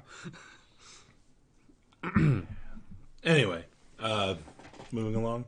Overconscious Hero. Okay. Oof. Just good. So I did say I want to make sure that it sticks to its guns because when it starts deviating from it, I mean, I think that this it might fall apart. Right. Things there's a danger of it kind of getting a little old hat, but it hasn't shown it yet. And I hope it stays. If characters start like, let's say Mash and his sister. Decide to kind of stick around, They seem like the type who would. I think that it might get a little bit more annoying. Maybe. I don't know. The way, especially after matches like Torture Scene and all that stuff, which, oh, by the way, the mood whiplash in here, when it gets dark, it gets fucking dark. I think there might be some characters, like legit character development in between, you know, the Seiya hilariousness and Seiya's overkill. There might be some legit character development with the supporting cast if they're going this way. That might actually be nice. I'm just wondering how, like, the interaction between the cautious. We forgot about him because I'm pretty sure he forgot about everything after being pummeled that badly. I thought about it while I was pummeling. The overly cautious person who doesn't want to put anybody's lives in danger is going to all of a sudden let these guys party up with him. I don't see that happening without a... I didn't say party up with him, but I think the development of the supporting cast will be in the background. Just as a consequence of Seiya passing through. Yeah. It's like, yeah, you get this hilariousness and the goofiness, but there's some legit story building kind of going on behind the scenes. Yeah. But anyway, so far, anime of the season, strong candidate for anime of the year. At least Isekai of the year. It's fucking hilarious. Alrighty, moving along. Next. No Guns Life. Alright. Whew. Oh boy. I'll just let you talk about this. Right. So, the hype from seeing what works that this staff worked on previously. You know, Ghost in the Shell, Black Lagoon, Gungrave. Holy shit, it's like a mixture of all that. Maybe throw in a sprinkle of Cowboy Bebop, perhaps, or Blade Runner. I think more Trigun. Trigun has a little bit more comedy. Yeah, I mean, the sort of like dark gradiness and quit the Gungrave, but yeah, Trigun with the fun. Sprinkles of Blade Runner or Full Metal Alchemist. Well, especially with Juzo's little pervy / childish face. But I mean, very nice, gritty, but not too gritty, not too overly serious. Neo-noir, you could say. Mm-hmm. It's the fun detective story that Kabukicho Sherlock failed to be. But add in awesome mecha sci-fi elements to it. From a crew that's worked on anime that are, well, like the gold standards of their respective genres. Ryu says, I am concerned about Tetsuo dragging down the show because of his naivety. That can definitely happen. Yeah, I'm especially concerned about that, especially with the most recent episode. With his arc. The one from last week. I'm saying, with this arc, with him being the focus. But I think this arc will pass over, and Juzo will take his righteous place at the forefront of the story again. Yeah. One can only hope. All right, have a good one, Vaco. Thanks for joining us. Have a good one at work. But yeah, I mean, current art notwithstanding, it's still quite enjoyable overall. And I think it's going to return to form after this little little bit of development for Tetsuro. Yeah.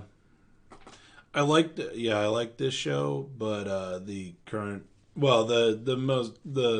episode from last week, which is continuing on into the episode that came out today, which we haven't watched yet, is not my favorite development, we'll say. So, fair enough. I gotta see where it goes. He's not. That's the problem. Yeah. And at this point, I kind of don't like that Tetsuo can take over the main character.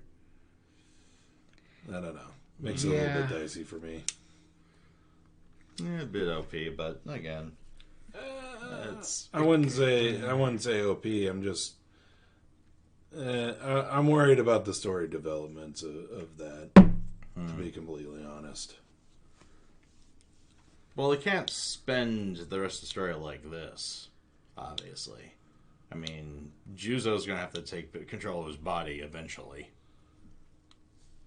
It looks like it does it like in the second half. Yeah, I'm just worried about Idiot taking control of Juzo's body in the most inopportune moments, creating conflicts.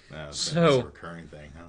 I've been listening to the Dresden File audiobooks, and then I listened to a couple of interviews from Jim Butcher, and one of the things that he really enjoys doing in Dresden Files is torturing his characters. So you were seeing a very similar thing that Juzo here, always getting the short end of shit. Yeah, and it can really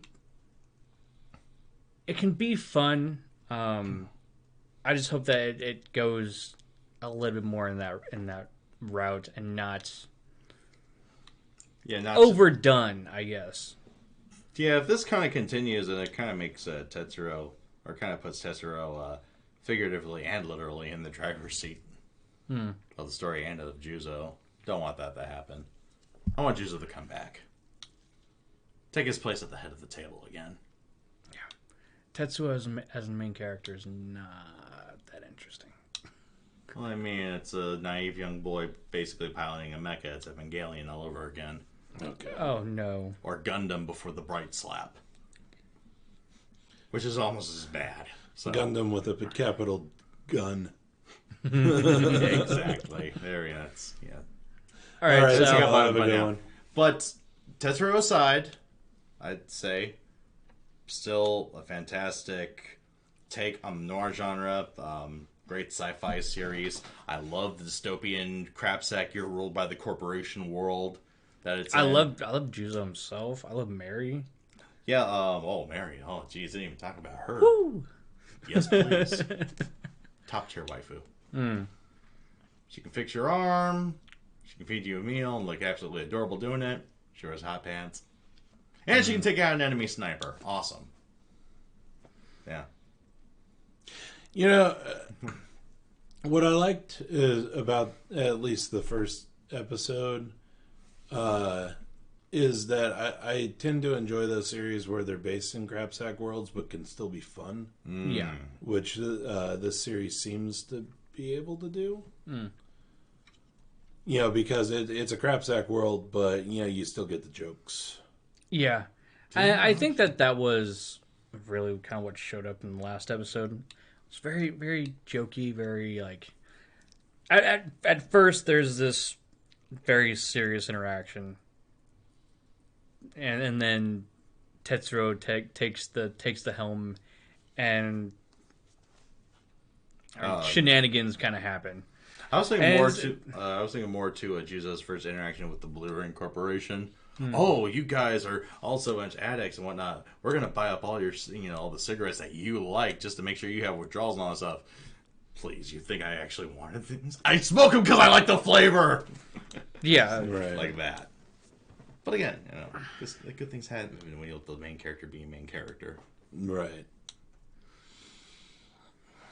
Gundam's MCs usually frustrate. That's mecha protagonists are kind of an archetype. The thing with Tetsuro. Like he frustrates me a little bit. Again, he's like Amuro pre-slap. He's like Shinji, who should have been slapped. Who should have been slapped? Sinon, pre-Kamina.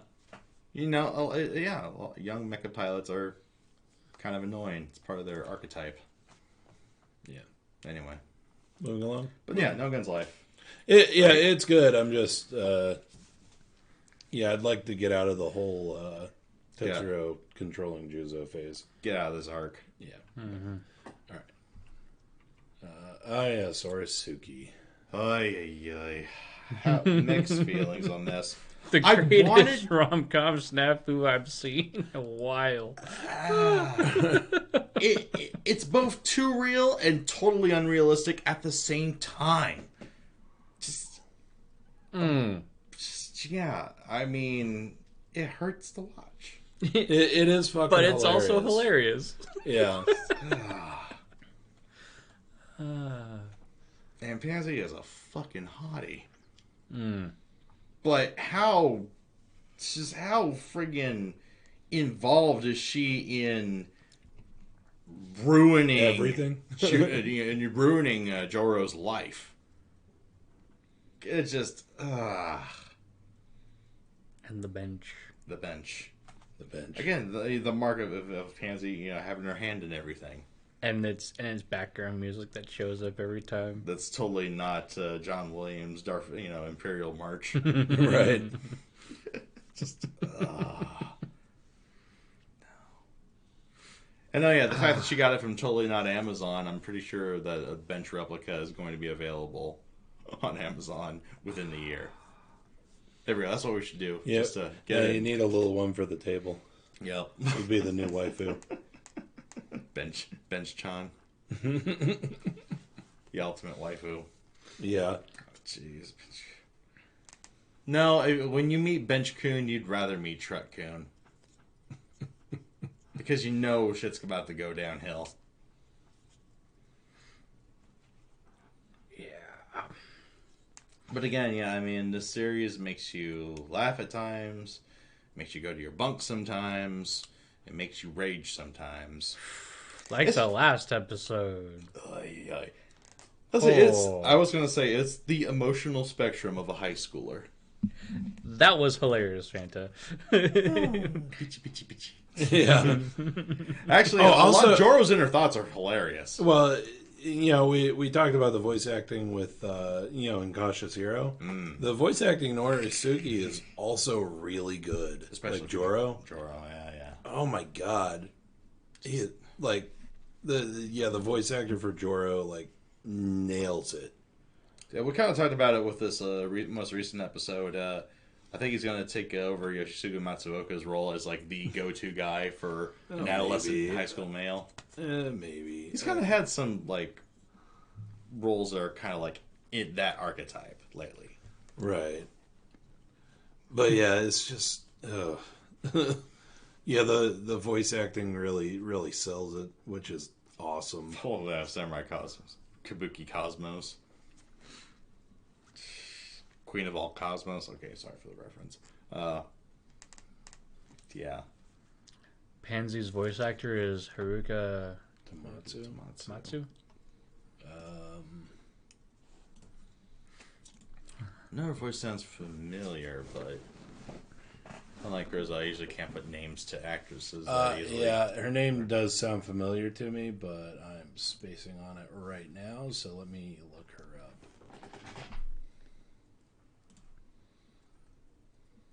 Absolute Zero?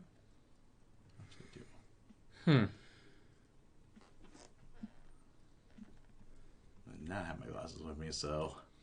Yeah, I'm just looking through real quick. 02. Damachi. 02. One of the supporting characters in Damachi.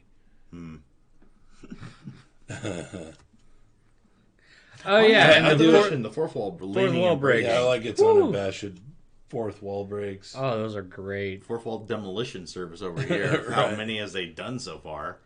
Right. And again, calm down. We're only on episode 4.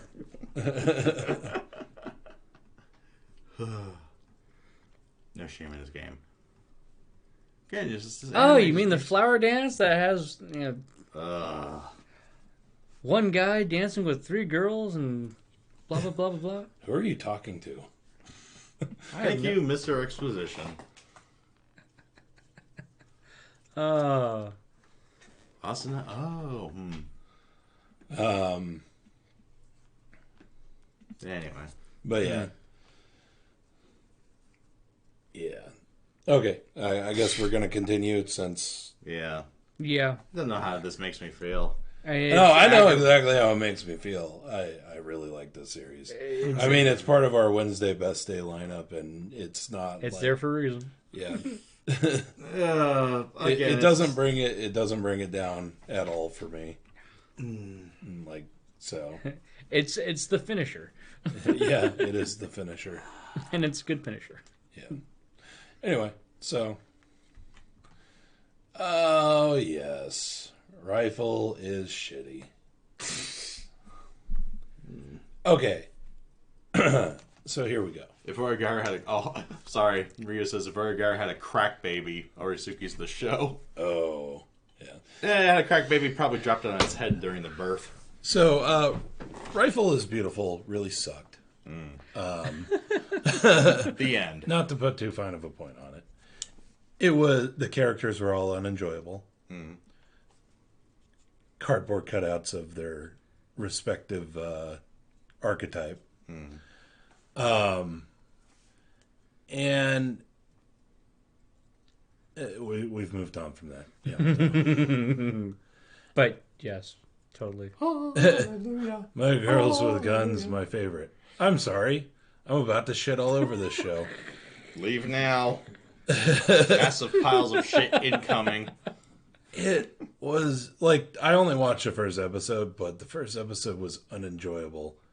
Like, it didn't do a good job of showing off because it's a cute girls doing a hobby show, right? Oh, thank God, random. Okay. Anyway.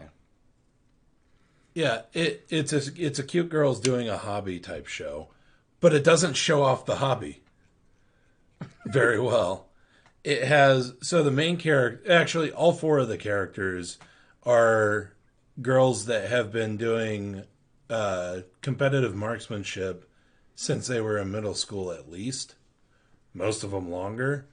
And yet you get the main character where they're trying to pull off that, oh, she doesn't know much about the sport, so we'll explain it. Except she's been doing it for years. At a highly competitive level. So she just comes across sounding like a complete fucking idiot. Like, why would you why would you have that as the main character? The person that you have that makes it so the other characters have to explain stuff. Because no one wanted to put any effort into writing this. Well, that just supports my theory that Mother's Basement is shit. Like, I don't ever agree with his opinions. Yeah. I don't think I've ever seen one of his videos that I agreed with. To be completely honest. The only thing he really has on us is the view count. Yeah. Everything else, no.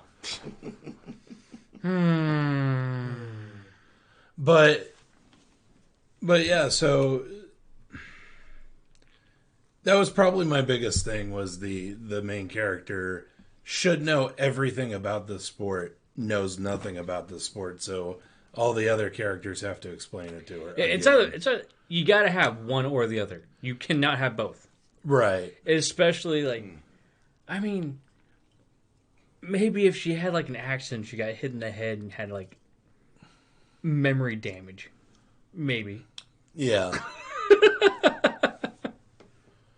Like, I don't know. I don't know why the author of it thought that that's a good idea to do, because it's not. Yeah, I mean, for real though. I mean, let's use this as an example. We've been watching anime basically half our lives, more or less, if not a little further than that, right? Probably more.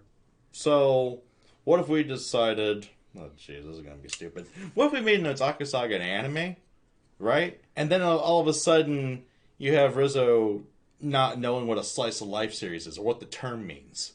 Right? Can you imagine that? Or anything. Yeah. Like, anything about the every media. time a term comes up,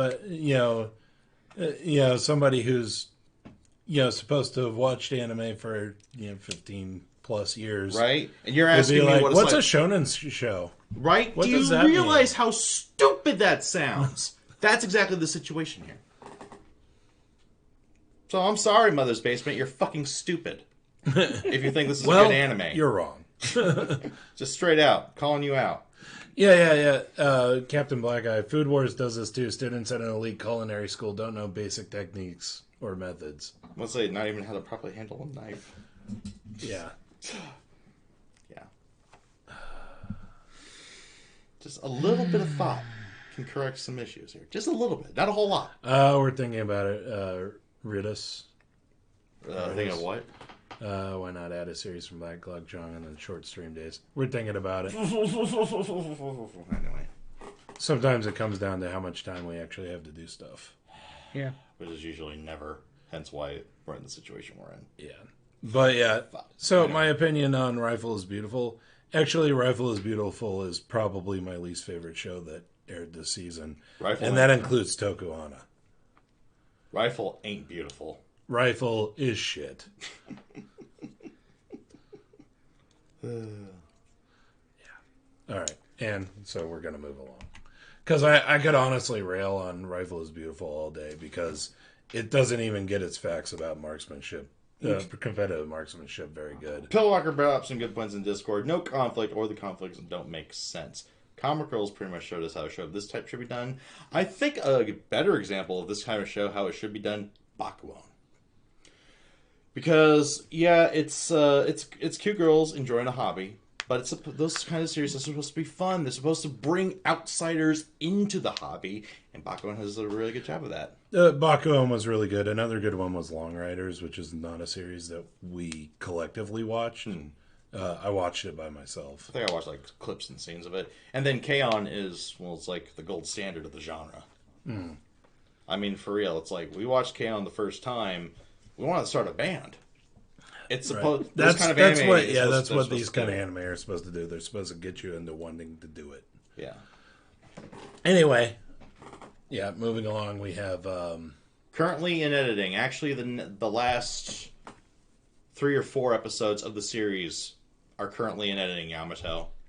So stand by for that. Yeah. Yeah. This average abilities. Nope. Even if I didn't know about the adaptation issues, right, I wouldn't have liked the first episode.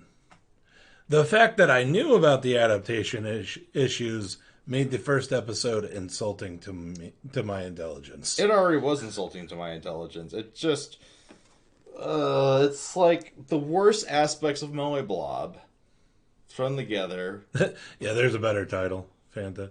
Didn't I say to make my anime the worst adaptation this season? Yep. Yeah, but... Or actually, I guess since... That hurts, Ray. What? I heard a good amount of people actually like this show. Wow. Though I can understand it because it really follows... It's lolly lesbians. Lolly lesbians in a fantasy world. Yuri Lolly tends to... Again, the worst aspects of Moe Blob with a lot of fantasy cliches. And then add a shonen isekai to that stew. Yeah, no. I mean, by technicalities, these are like everything in that pot is money. Right. So. You throw a lot of high-end ingredients into a pot, but that could be like throwing, like, say, Alpine Spree water, truffles, and, like, I don't know, what's that coffee made from civet shit? That's sold in, like, Indonesia or whatever. Yeah, it's expensive, it makes money, it's high grade, but it still tastes like shit when it comes out. Sorry, long analogy. Well, it's actually funny because I've been reading the Dresden Files, and that's starting a list of a potion he made. Oh, jeez. The anime original Yuri is probably the most frustrating thing. Yeah. Oh, that's not so a big chunk of the dynamics between characters is anime original. Ooh, that's a red flag right there, buddy. Yeah. So yeah, that sucked. Ryu's still watching it. I'm sorry. The gods always demand sacrifice. Let's lament those we have lost. It wasn't really an Arc Royal reference, but that main enemy lady in the first episode was basically Arc Royal. Are there any redeeming qualities, Ryu? No. Nope. Well, Pillwalker, sometimes the author can't oppose. Like sometimes the author just doesn't have the creative authority to oppose it. or gets walked all over by the studio. Or stuff gets done behind his back. Like sometimes, some studio... Well, I shouldn't say studios. Sometimes authors get to be involved really well in the production. Yeah. And sometimes they don't. So, Pretty sure this was a case of the latter. Yeah, I feel quite certain in saying that this author probably got walked all over by the studio. Remember that anime? Yeah, Lydia Code? No. It was God, what was the one about the voice actresses? Garish Number. Yeah, Girlish Number, because it was written by the author. Watari. Yeah. And if you remember the light novel author in that one, like, basically didn't have any creative authority in how the anime was going. Right. And then he gets shit all over on social by the producers media. And his editor. Well, he gets shit all over by the producers and everything. Right. And then he gets shit all over by the fans. Yeah, and he's sitting there eating cup noodle alone watching the premiere of his anime. And crying. Yeah, right. that was fucking sad. Yeah. I guess it'd be like that though. Yeah. Damn. Anyhow. Oh yeah, and then in Shirobako, the second half, part of the reason why the author was the way that he was in the second half, they mention it, is that the first manga that he had made into an anime, he didn't, basically the same thing. He didn't have any creative control. So he kind of locked it down. Yeah, basically. Then worked through proxy through his editor. Right. Yeah. It was a total sleaze bag. So. And then we got out of that we got, what was it, episode 20? The Office invasion. Oh yeah. 19. Yeah. But bizarre. anyway, so I've gotten off topic here. yeah, basically. The author needed average abilities is shit. Yeah, don't watch it. Yeah. So, and F for Ryu in the chat for watching a shit ton of shit anime this shitty season. And anybody who recommends that you watch this, maybe you should keep an eye on them. Or they're probably Mother's Basement.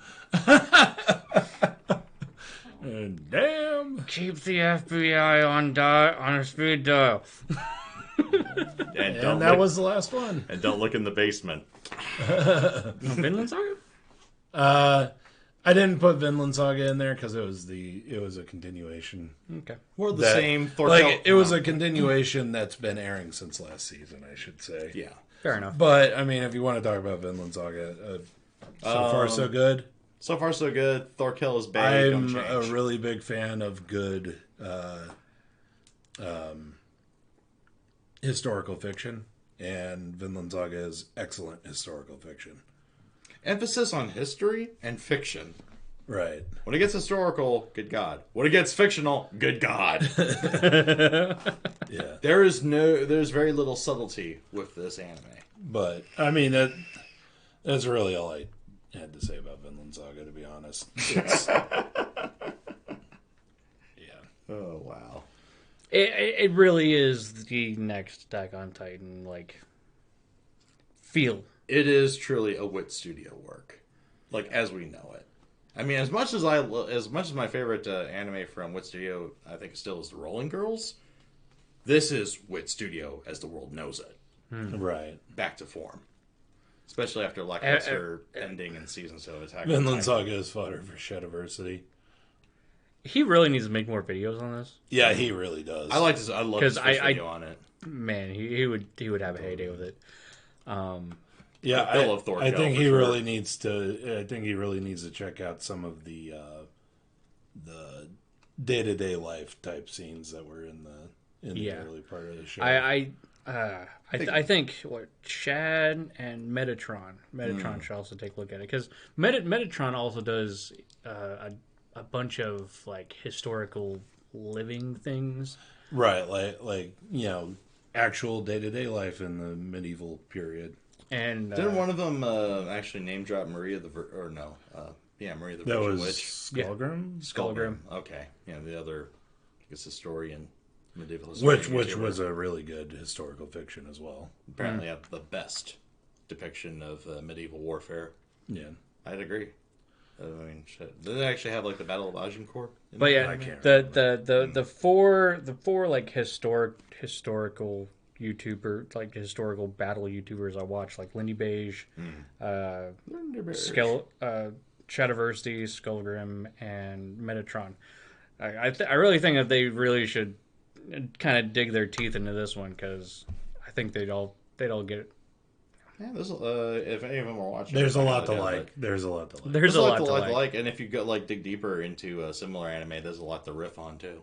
Right. So if anybody else is a fan of those, go spam their comments page. Tell me, OTAKU Saga sent you. No, we're not trying to ride the coattails of popular YouTubers again. God. But yeah.